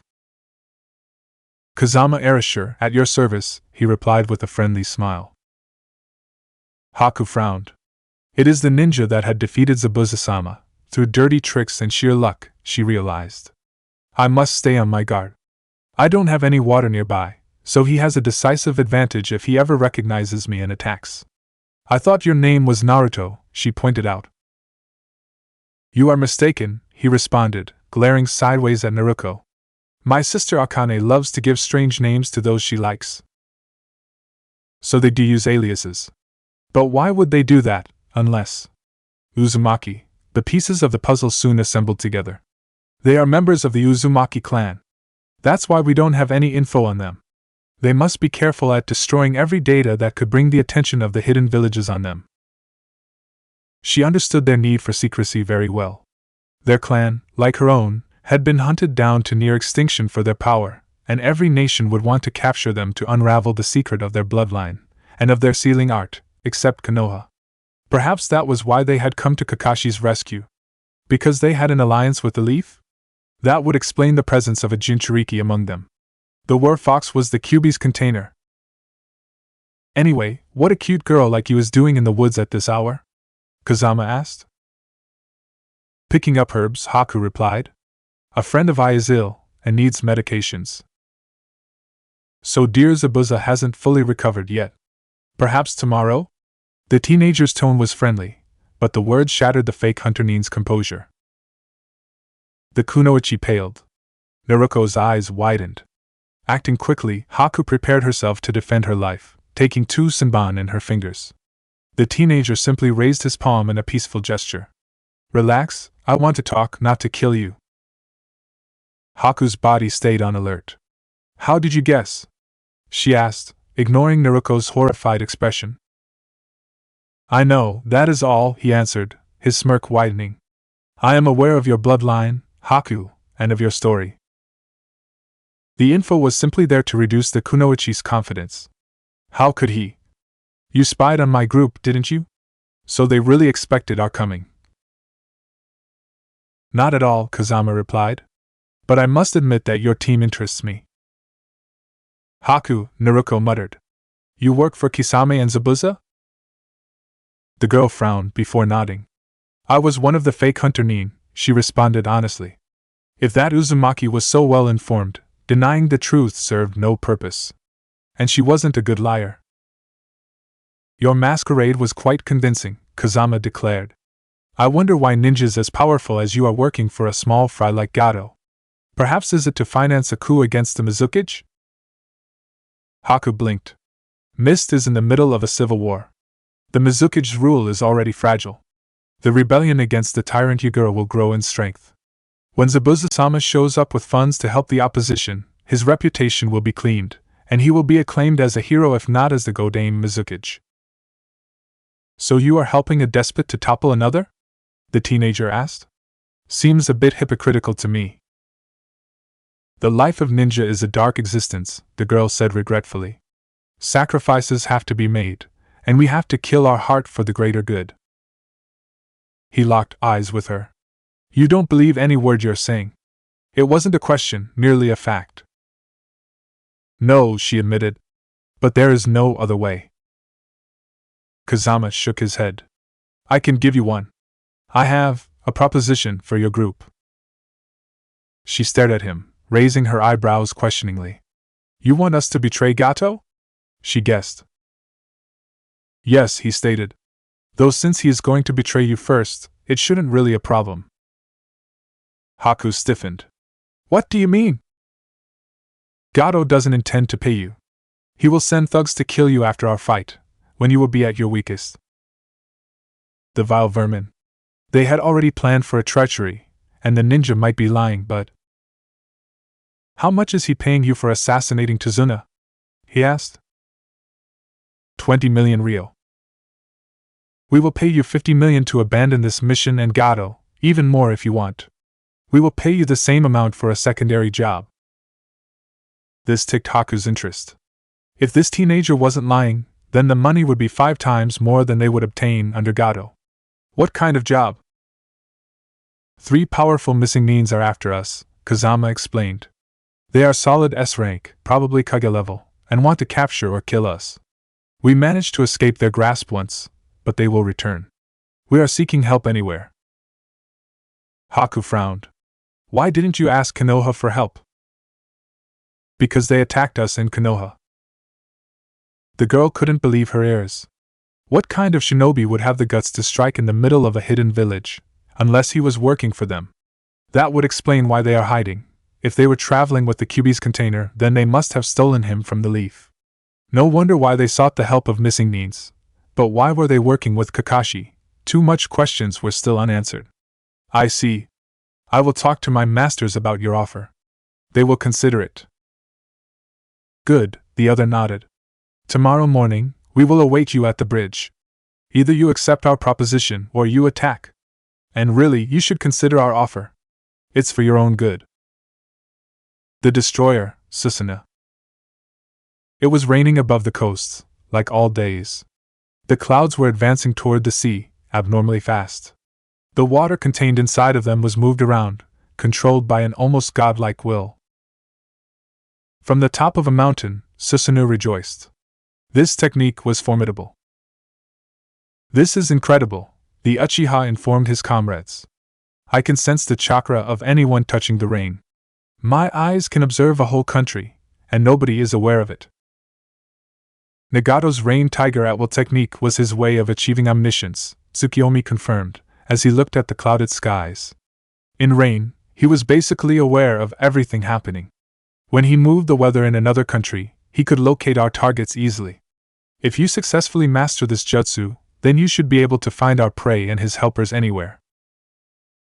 We lost their track in the ocean, Amaterasu said. Try to scan the islands? Of course, the man with the Rinnegan replied evenly.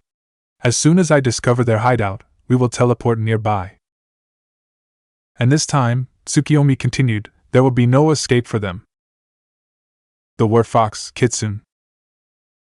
Naruto Uzumaki, also known as Kitsune Erasure, opened his eyes. The boy was completely groggy, and passably tired. The voices were silent, and he felt at peace. At least, until he realized he was lying next to 2 dismembered corpses. Jerking, the boy rose up, and discovered, much to his horror, that his clothes were stained with blood. He was near the sea, on a cliff. He looked down at the cadavers, and remembered what he had done last night. He was chasing his prey through the streets, hunting them and savoring their fear. They were shrieking, they were afraid, and he was hungry. And it's so easy when you're crazy, he sang happily. This is the life, you see. He cornered them in a blind alley. They turned around, their faces shivering in terror. The Kyuubi tips his hat to me. Get away! One of them shouted, menacing the war fox with a knife. The creature roared, and bit the man in the face, drawing the wonderful, crimson nectar from his forehead. His fangs continued to shred bones apart, leaving the survivor watching the spectacle, terrorized. When Kitsune gazed avidly at the flesh bag, he smelled the man pissing himself.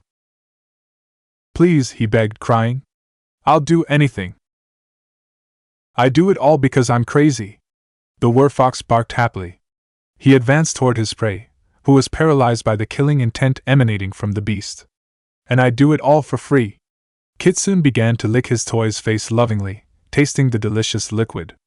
Your tears are all the pay I'll ever need. He opened his mouth, and the man screamed. Disgusted by the vivid memories, Kitsune put his hands on his head.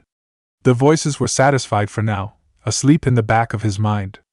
But they would awaken again, they would force him to kill again, they would force him to bear the guilt again, the murders, the deaths, the hunts and the games would begin anew, making the world more unbearable again. But the pain would never go away. Unless... The boy looked at the cliff. From the height, a jump would be fatal, even to his cursed bestial body. He would crash on the rocks below, freeing the earth from his evil existence. He would finally be free from his bloodlust, from the voice's insane and destructive will. But something prevented him from committing suicide. A vision of his family mourning him. He saw Naruto crying, Chibaku and Kazama burying him, Sasori looking emotionlessly at his corpse, shedding a single tear. He saw his funeral, the cries, the sadness. His suicidal impulses were annihilated by this picture of his future. Kitsune had finally found happiness in his dark and empty life. He absolutely refused to let the voices win. He would continue to fight them, to resist them, until the day he would be strong enough to beat them. Hey kid? He blenched. Turning around, Kitsune saw a creature jumping at him. Falling on the ground, the boy struggled, but the thing was too big and too strong for him. It looked like a mass of blue scales, with a big mouth thrown in the middle. It opened, revealing sharp teeth and a large tongue. That licked him. The werfox in human form was astonished as the creature's tongue touched his face, again and again. It barked happily. Calm down, Samahata, a deep voice said. You're scaring him. The animal backed down, and Kitsune saw a towering figure watching over him and offering him a hand. Are you okay, little fish? Yeah, the boy answered, as the man helped him rising up. It was a large man, wearing a black outfit and bandages over all his skin. Only his face was partially visible, and he was smirking. Sorry, Samahata can be really affectionate. It's nothing, the boy said, as he caressed the thing, which purred. The man smiled. She seems to like you. It's very rare, you know. Kitsune grinned sheepishly. I have a gift for animals. The man laughed. More than just the animals, apparently. He looked at the two cadavers. Who were they? Seeing the boy frown, the bandaged guy smirked. Let me guess, they tried to rob you, and you showed them who was boss. Maybe, the werfox in human form declared. Honestly, I don't remember. The man blinked. What do you mean? Well, he trailed off. Sometimes I kind of lose it, without reasons. I black out, and I awake amongst dead people. Why was he even telling that? It wasn't something to discuss with an unknown person. The bandage guy nodded, eyeing him with a thinly veiled interest. Before you black out, do you feel like an irresistible force wants you to kill everything on sight? Yeah. He nodded. When you lose your head, do you suddenly do exploits you could dream to do normally? Do you find yourself immune to pain? Well, yes. How did he know that? The man smirked. I know what your problem is, kid. He looked down at Kitsune. You're a berserker. A what? A berserker. They're people born with a bloodlust that can never be repressed. When they're angered, their strength increases to superhuman levels and they don't feel pain anymore. Why they exist is a mystery, but they're damn strong. They're well known in Kyuubi. Hell, one of my friends is one. And you think I'm a berserker? Kitsune asked. Maybe. Until I see one of your rages, I can't confirm it, but I think you're one. An untrained kid like you normally can't kill these two guys as savagely as you did. He touched his chin with his fingers. If you're really a berserker, you will need to train in mastering your anger. Once it's done, you will be unstoppable. Controlling his bloodlust? That would be great, but how am I supposed to tame my anger? By meditating, the man answered. Stay away from society, live in the nature, sleep next to the water. You must learn to be at peace, in harmony with what surrounds you. Kind of like all that crap they show in action movies. That's how bears keep their calm most of the time. The bloodlust is alimented by inner turmoil. Once it is solved, the anger stops to control you, and with enough practice you will even be able to trigger it at will. Thank you very much for the advices, Kitsune bowed. Mr. The name is Kisame Hashigake, he declared. And excuse me, but I must leave. I have to go to bed, since I'm going to kick some asses tomorrow. The man looked down at the boy. What's your name? Naruto Uzumaki, he answered honestly. Since the guy was so nice, and that the demon vessel doubted he would ever see him again, it was normal to be honest with him. I will remember it, Kisame said, as he left with his animal following him. See you next time, little fish! Goodbye! Kitsune shouted.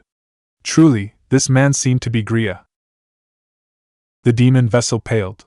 He had just realized who the guy was. The boy had just befriended the shark man that had almost devoured him. He didn't move at all, paralyzed by the realization.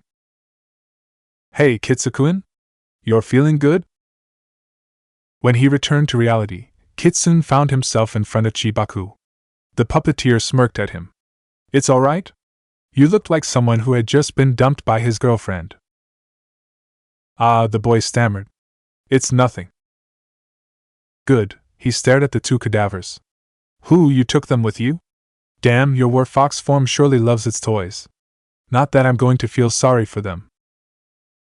You knew them? You don't remember? Chibaku asked. They worked for Gado. We hunted them down last night together with Sasori. We killed so many of them that I've literally lost the count. You mean I did that on purpose? Kitsune couldn't believe his own ears. Well, more or less, the boy in green answered.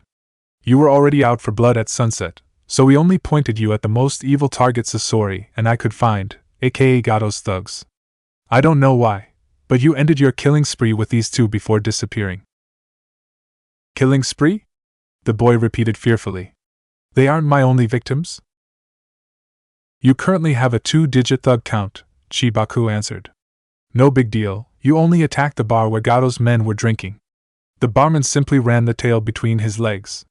I'm sure the last innkeeper we saw had spread the word about our habits. I did the right thing? Well, you did a favor to the universe, the boy replied, putting his hand on Kitsune's shoulder. Don't worry too much about it. So Kazama-san's words were exact, the boy thought.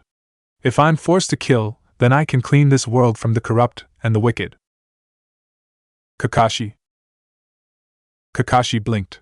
You want to ask a girl out? His student nodded. Sasuke was passively observing the scene. Their teacher was sweating. So it finally arrived. Kids, I am going to give a very important lesson today. Sit on the grass with me. They obeyed, ready to listen to their master's wisdom. The background was especially appropriated, a clearing under a big tree. The sage began to talk. When a boy and a girl love each other very much, well, they try to know each other, if you know what I mean. I don't, and I'm not sure I want to, Naruto stated. The second boy nodded. When they try to know each other's, the boy begins by saying wanna make out, my bed is too cold, I want you to be with me or I want you to spend time with me. Then, they have to touch the skin of the other. Don't ask me why, it's a universal rule. Then, they must prepare, with a kiss or two, and then, it goes on naturally. I understand. Naruto shouted, as he rose up. I must go see Sakura, ask her to be with me, touch her, and then kiss her. That's what I must do, right? Kakashi nodded. At least, that's the secret the pervert prophet Chibaku revealed to me, once I offered him my banjo. I will have to thank him, the next time I see him, the blonde genin declared. He stared at his teammate and teacher. I feel ready, but can you please stay near me? If I screw up. You won't, the Jounin said reassuringly. We're with you, Sasuke added.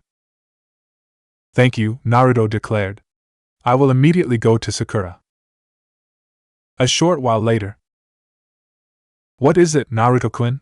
Sakura asked the blonde, as he approached her before Tazuna's house. Sakura, he started, apparently struggling to maintain a calm face. I want you to be with me, he managed to blurt out. The girl opened her mouth in surprise, blushing. What? He took her hands within his own, and kissed her on the lips, much to her astonishment. While Sasuke was only smirking, Kakashi was grinning widely under his mask. The couple stayed like that a moment, like statues, until they separated. Both were panting heavily. That was unexpected, Sakura muttered, as red as a tomato. But enjoyable. Yeah, Naruto said with difficulties.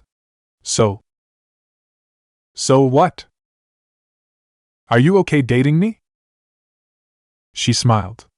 But of course. Yes. He jumped on place. Yes. Kakashi imitated him. Chibaku's advice worked. I am so happy for you too, and I hope things will stay like that forever.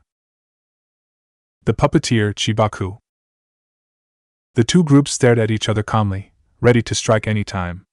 Chibaku unsealed his newest puppet, Yukmachi, a humanoid dummy looking like an androgynous man of wood, with a very huge belly. Kazama cracked his fingers, Kitsune adopted a defensive stance, and Naruto rolled her shoulders. In front of them, Team 7 was prepared to attack. Kakashi had revealed his Sharingan to the world, Sasuke was shuddering out of impatience, and the newest couple only waited Sasori's signal to launch powerful ninjutsu on their opponent. Ah, the power of love, Chibaku thought. So beautiful. Disgusting. Too much happiness and not enough misery. Torch everything. New techniques only, the puppet master declared. 3 minutes. Ready? Go! Sasuke was the first to act. Fire release, Wild Phoenix. 3 fireballs were launched at Team 7's adversaries. Naruto reacted quickly. Water release, Stormy Blockade. Liquid came from nowhere, swirled around her, and then hit the projectiles, extinguishing them, before continuing to advance toward Kakashi's group. Kazama decided to help. Wind release, Cold Wave.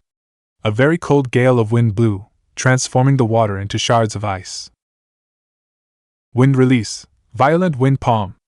Naruto's genin self created a powerful gust of wind. Fire release, Dragon's Breath. Both Sasuke and Kakashi began to spit fire. The blaze, enhanced by the wind, evaporated most of the shards on its way, before rushing through the clearing. Wind release, Heat Wave. Another gale stopped the inferno, dissipating it. Wind release, Drilling Air Bullet. Kitsune inhaled deeply, before exhaling, launching a massive blast of oxygen. Water release, Tornado of Water. Sakura, using the liquid kept in a gourd attached to jumpsuit, formed a swirling shield around her group. Naruto smirked. Water release, Snake's Mouth. Immediately, the protection became a danger, as a viper of liquid formed out of it, menacing to bite the pink-haired girl.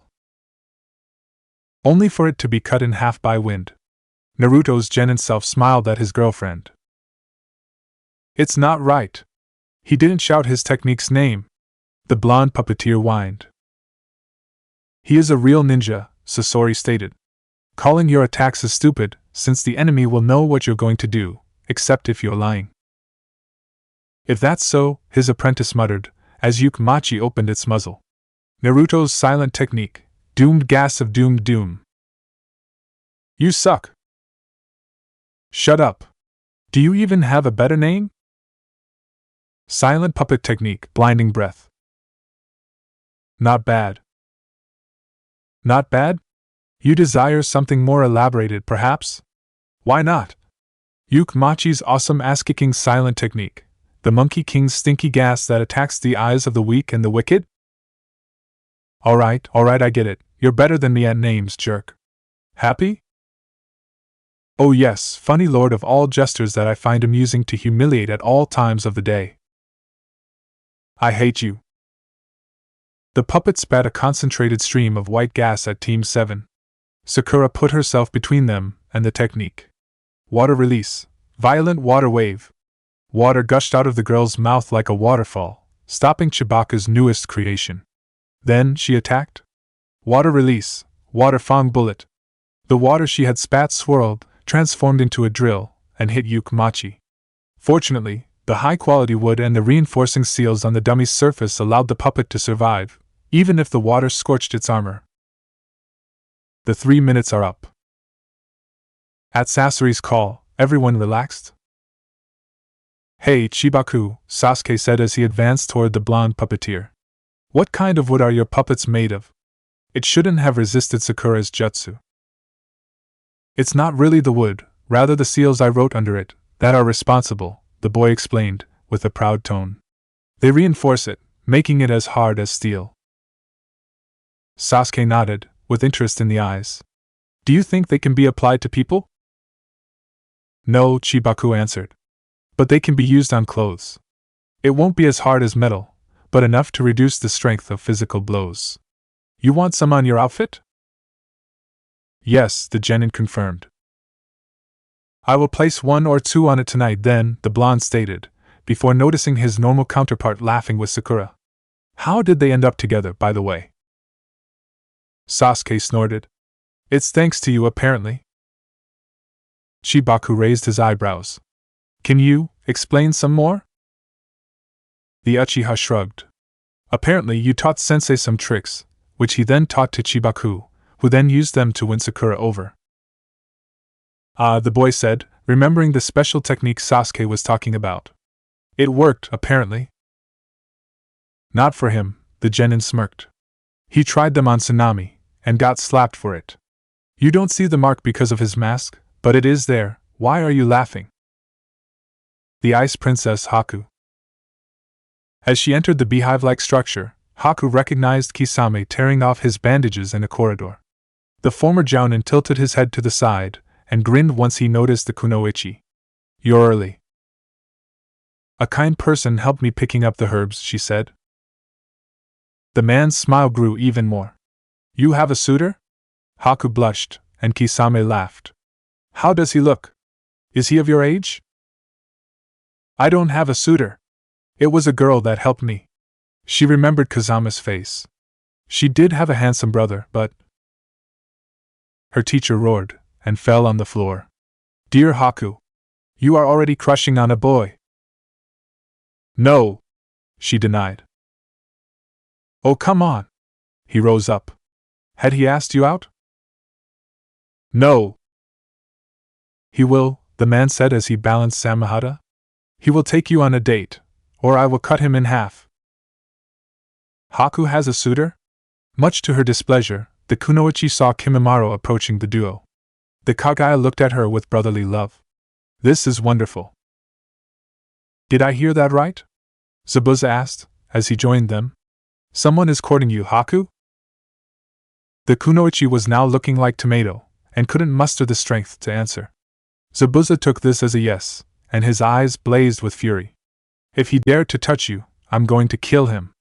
Slowly. Painfully. It wasn't a normal teenager, and he wasn't courting me. Haku spat. It was Kazama Erasure. The male trio stopped talking. Zabuza locked eyes with her. Care to explain? He came to me while I was gathering herbs for your medicine, she said. He wanted to make us a proposition. Betraying Gado, I suppose? Kimimaro guessed. That and a bodyguard job. His group is apparently hunted by S-rank missing needs, and they fear for their lives. Our help will be precious to them. She took her breath. They are going to pay us 5 times more than Gado. They stayed silent a moment. No. Why? She asked to Kisame.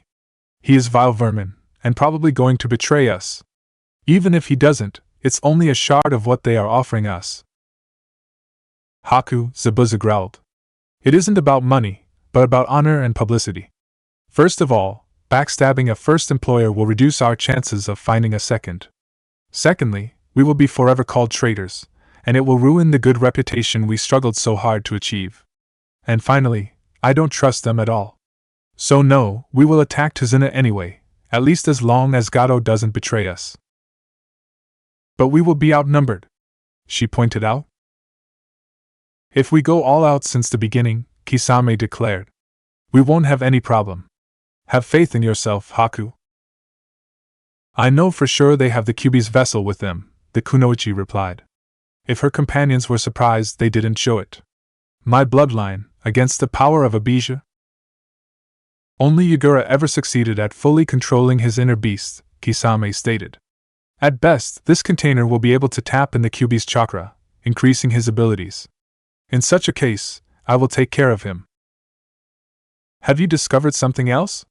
Kimimaro asked. She nodded. Erasure is an alias. They are from the Uzumaki clan. This took them aback. Kisame frowned. That explains why we have no info on them, but that's even better. If we bring them alive to another village, then we will be awarded with an incredible reward. If we capture the Jinchuriki, the Kagaya added, then we will have the perfect weapon to defeat Yagura. Zabuza grinned under his mask. Sorry, Haku, but we are going to fight tomorrow. My decision is irrevocable. The kunoichi closed her eyes. Naruko-san, Kazama-san, forgive me, but our next meeting will not be peaceful. Naruko. Tomorrow, the boss began, his eyes drifting to the gathered crowd of ninjas sitting in the salon. We will go to the bridge, and Zabuza's team will come, either to attack us or to negotiate with us. Even if I hope they will listen to reason and abandon Gado, we must prepare for the worst. First, one of my clones will be disguised as Tazuna. The original, and his family, will stay in this house, protected by traps and clones, just in case Gado plays dirty and tries to take hostages. Secondly, Sasori continued, we will prepare an attack plan. If Zabuza's gang attacks, I, and Kazama-san, will take on Kisame. Kakashi-san will fight Zabuza. The rest of Team 7 will take care of one of their apprentices, while Akane, Chibaku and Kitsune will defeat the other. Kazama will first use his wind jutsu, the heat wave and the cold wave, to dissipate the mist each time our adversaries try to thicken it. We must try to keep them on the bridge, or at best push them into the mainland, where they won't be able to use the nearby water easily. I will put chakra-disturbing seals on the bridge, which should pump our opponent's reserves until they pass out. Kisame won't be affected because of his massive chakra levels. However, I put a paralyzing seal on him during our last battle. It should prevent him from moving, or at least slow him down. Kazama's report shows us that one of the fake hunter Nins, Haku, is a Hayaton user. She can form ice for defensive or offensive purposes. She mainly uses Senban and is dependent on her speed to fight. Team 7 is the best counter possible for her, so the group will attack her as their priority. It will be necessary to split our adversaries. Since we do not have any data on the last member of the missing Nins, Naruko's group, the most flexible of all, must take care of him. Thirdly, Kakashi finished, it is highly probable that Gado will try to betray Kisame's team, and assault us with his men once we are all weakened. If he does, we kill them all, especially if the tyrant is present. These thugs would probably try to loot Wave if their employer dies. We will make an example out of them. Understood? The traveling Naruto finally asked. Yes. The rest all shouted at once. Then we will win, Kakashi declared. Go to bed, rest, and prepare yourselves. As almost everyone left the room, Naruko approached her sensei. What is it, Naruko? He asked her, once they were alone. The girl bit her lower lip, and the teenager frowned. It's about Haku, isn't it? Yes, she confirmed. She seemed so nice. I can't understand why she's working for someone like Kisame. Haku has had a difficult life, on par with our own, the blonde responded. She was born with a bloodline, a gift hated in her homeland of Kiri. She had suffered the same childhood as us, until Zabuza, and probably Kisame, took her under their wing, giving her a structure and a purpose. So she is like me, Naruko realized. In my world of glares and silence, Sensei came. My whole life revolves around him now. Do you think we can make peace with her? I hope so, Naruto. I really hope so. The traveler, Kazama. In the morning, Kazama and his companions left clones around the house, while saying goodbye to Tazuna's family. The bridge builder and his daughter wished them good luck, and Inari, surprisingly, said he looked forward to seeing them return. While they were walking, Kazama was approached by Kakashi. Naruto-san, am I a good teacher? The Jounin whispered to him, making sure the others couldn't hear them. The teenager locked eyes with him. Why do you ask that? He trailed off. I must redeem myself for my mistakes, and I must know if my current path is the right one. Well, Kazama muttered, I think you are doing the right thing.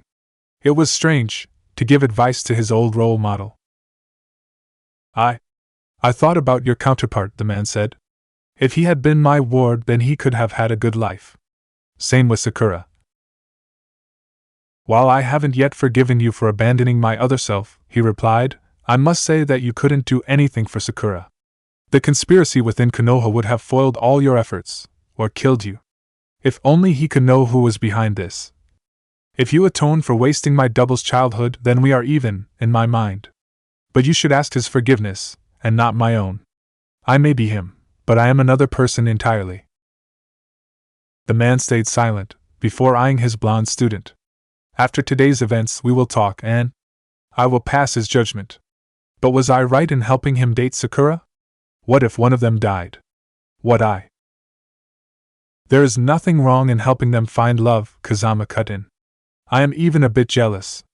He remembered his old loneliness, devoid of friends. If he could have a girlfriend to support him in his life, he would have been far happier than he had. They have both issues, we have all realized that. Perhaps that staying together will help these two deal with their inner problems. Maybe, the Jounin admitted. But... No buts, the demon vessel replied, as he created another clone, who disguised himself as Tazuna. Stop beating yourself over your decisions. Nothing will go wrong if you are here to protect them. The man's lone eye blinked. I failed to protect many people, like your father. Then this time you will succeed. They arrived at the bridge, and were greeted by the workers and the mist. Fortunately, Kazama's knowledge of Tazuna made the deception easy. The ninjas gathered around the false old man, awaiting the inevitable. When the mist thickened, Kazama realized Zabuza's team was just in time for the rendezvous. They are coming, he declared. Protect Tazuna. Or rather, my clone, he added silently. His allies took their position, ready to strike any time. The workers were swiftly evacuated, and for a moment, nothing happened. Then, the group discerned four shapes advancing toward them. Kisame Hashigake, only wearing pants and samahada. Zabuza Momochi, presenting himself in a jounin vest and carrying his blade on the back. Haku, wearing a black kimono, but no mask. A white-haired boy, with gray robes covering his skin. Kazama immediately recognized him. The Bone Freak. The teenager remembered his last fight with him very well. That's not good. He is one hell of a tough opponent, and unfortunately, they look prepared for battle. So, Kazama shouted. Have you listened to our offer? Yes, and we rejected it, Zabuza unsheathed his sword. When we are bought, we stay bought. Gado is going to betray you, the demon vessel shot back. This man doesn't have any honor, but we do. We have all the funds necessary to help you in your goal. We will simply take them on your dead body, Kimimaro replied. Little fish, Kisame muttered, as he stared at Kitsune with a shocked expression. What are you doing here? The boy gazed gravely at the swordsman. I'm fighting with my family, as I have done before, Kisame-san. They know each other? Kazama wondered. What do you? The former Miss Nin didn't finish his sentence, as realization hit him. You're the Foxman? Yes, he answered. My rage transforms me into a monster. I see. Kisame trailed off. It's sad we have to fight again today. Samahada won't like it. The sword grumbled sadly. Sorry, Kitsune apologized, smiling at both the swordsman and his blade, but it's my duty. The man blinked. Let's end this all today. Forgive me, Naruko-san, Haku announced to the blonde girl. Please step aside. You are a nice kid. I don't want to fight you. Haku-chan. The demon vessel whispered. You don't have to do this. I will stand, but you can back down. The kunoichi chuckled sadly. I am sorry to say this, but I will fight side by side with my team. And if I have to do so, I will kill my heart and eliminate you. The blonde girl closed her eyes, before opening them with a determined look. If it is so, then we have nothing to say anymore. Words are unnecessary, Zabuza declared. Prepare yourself. Hidden Miss Tekken. He flinched. A few water drops touched Kazama's shoulder, and then the rest of the group. Rain dissipated the mist, revealing the unfinished bridge in its full glory. The clouds were dark, casting their shadow upon the world below. But something was abnormal. The water was mixed with chakra, a sinister chakra Kazama immediately recognized. A few stray memories rushed through his mind, especially the image of Naruto being beaten within an inch of life. Susanoo. Don't touch the rain! Sasori shouted, the first of all to realize the danger. The water is mixed with chakra. It's a long-range technique. Effective, someone laughed from the other side of the bridge. Recognizing the voice, Kazama felt his blood freeze within his veins. 3 figures materialized at the end of the bridge, their abnormal eyes gazing at the gathered ninjas, as if they were some kind of predators. The demon vessel's copies gasped, and Sasori frowned. Both Kisame's and Kakashi's teams were staring at the newcomers, but only the teenager's former teacher seemed to realize who they were. Hello, Uzumaki Naruto, Tsukiyomi greeted, Amaterasu and Susanoo standing beside him. You have led us on quite the chase, but we have finally managed to find you and your companions. Crap, the ninja thought. Kisame's band was a huge problem on its own, and now these 3. Who are you? The normal Naruto asked. I've never met you. Susanoo chuckled. Of course you don't. We only fought your alternate counterparts, after all. The sadistic bastard noticed Naruto glaring at her, and snorted. Still alive, little girl? You want another spanking? You are going to taste your own medicine, god wannabe! She shouted, adopting a defensive pose. I will kick your ass so hard you will end up on the moon. He sighed. As much as I admire your confidence and tenacity, I'm saddened by your inability to learn from your mistakes. You cannot defeat me. Not now, not ever. So these are the guys you were afraid about, Zabuza growled, as he tightened his hold on his blade. They look like theater actors. Amaterasu observed the swordsman, and Kisame. This actor killed your whole team single-handedly in his home universe. The beheading knife and samahata materialized in his palms. I took these trophies from their corpses, as I will take your swords if you ever try to hinder us. Kisame paled as he saw his own weapon move uncontrollably. Who are you? How can you even possess a second samahata? I am Uchiha Madara, but you can call me Amaterasu if you prefer, the ninja stated with a proud tone, as the blades vanished. And I wield your sword because I killed you, in another world. What is this gibberish? Kimimaro asked. Horns of bones formed all over his body, making him look like a white hedgehog. The truth, Susanoo replied, as he stared at Kazama, pointing his index on him. This man's real name is Uzumaki Naruto, and his friends are copies of him. They aren't from this world, but from beyond the veil separating dimensions. I still don't understand what the hell you're talking about, Zabuza complained. Well, Chibaku trailed off. It's kinda hard to explain. Drop the advanced henge, Kazama ordered. It will be simpler. He revealed his original appearance, and the others followed his example. Except them, Kakashi, and the Uchiha trio, everyone gasped. What the fuck? Naruto's normal self muttered. They're like me. It's complicated, his teacher said. But basically, they are you, or rather, what you could have been. I will tell you everything, once we have won this battle. So you were aware of that? Yes, the Jounin stated, as he revealed his Sharingan. And Kazama's team and I are going to fight them. They are enemies of Konoha, and very dangerous. Stay away. Sakura shook her head. We won't flee. It's not the day to mutiny, Kakashi replied. Go away. No, Sasuke stated. We have improved, and we can help you. Together, Team 7 can face everything, his blonde student said. Please. The Jounin frowned. Fine, but I want you to run away if things go sour. There is another option, beside fighting, Tsukiyomi announced. Why not make peace and work together? What? Is this a joke? Kazama wondered out loud. Not at all, the masked man explained. Why not forget old grudges and team up? Imagine what we could do if we combined our abilities. We would be unstoppable. No, sorry, I'm not interested in joining the people that killed Kabuto, Chibaku replied, as he unsealed Yukmachi. Sasori released 2 dummies, linked to each other by a long, black chain. You killed my agent. I want to be reimbursed. Susanoo chuckled. It can be arranged. He rolled his shoulders. I can resurrect him. Yeah, let's believe the guys that tried to kill us, Chibaku deadpanned.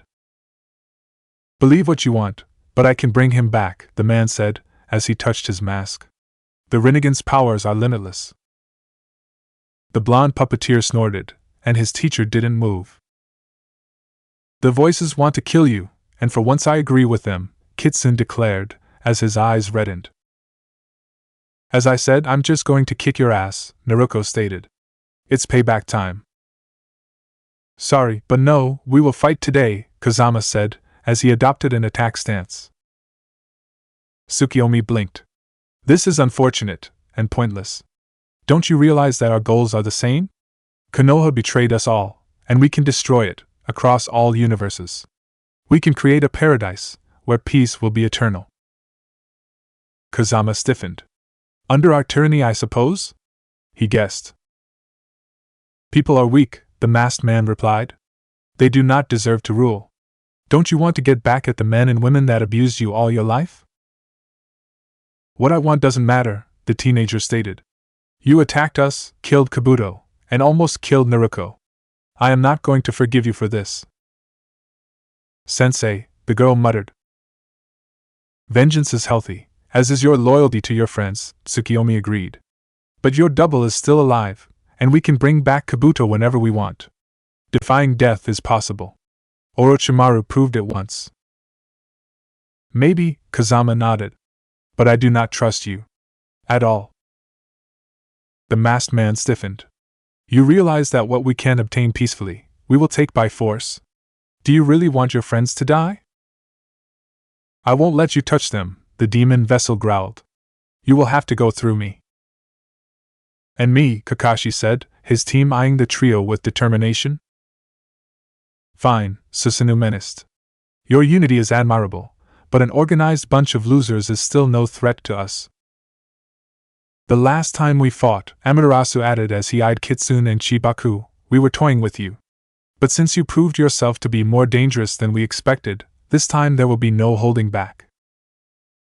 It is sad, travelers, but we will have to make you comply, Tsukiyomi declared sadly. You will help us, whether you desire it or not. Sorry to say that, Kisame declared. But while I don't understand at all what's happening, the kids are ours to kill. Get lost. Susanoo laughed. Disappear, little fish. We need the world wanderer alive. We will kill the rest for you, so return to your fish bowl. My wounded pride tells you to shove off. Zabuza spat. We have a contract, and I will wash my defeat with his blood. S rank or not, I will kill you if you get in the way. S rank?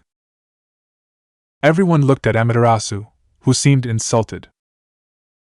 S rank? He repeated. We are not S rank ninjas. Space twisted. The rain stopped. The clouds were red, and the image of a giant Sharingan formed on them. We are SS rank. We are a class all of our own. Countless weapons appeared before the eye's mirage. Blades, spears, hammers, scythes, flails, knives, daggers, arrows. Kazama watched mesmerized as they floated above the bridge, ready to fall any time. I have collected over 1,000 blades, Amaterasu declared, clearly proud of his accomplishments. I have survived a century of war. I have defeated armies. Today, you will too fall before me. Our battle will be legendary. He waved his hands in a challenging gesture. I am Madara Uchiha, god of war, and I fear no one. Storm of blades. Instantly, all his weapons descended upon the gathered ninjas like a rain of metal. The battle had just begun, and yet right off the bat it would become a bloody one.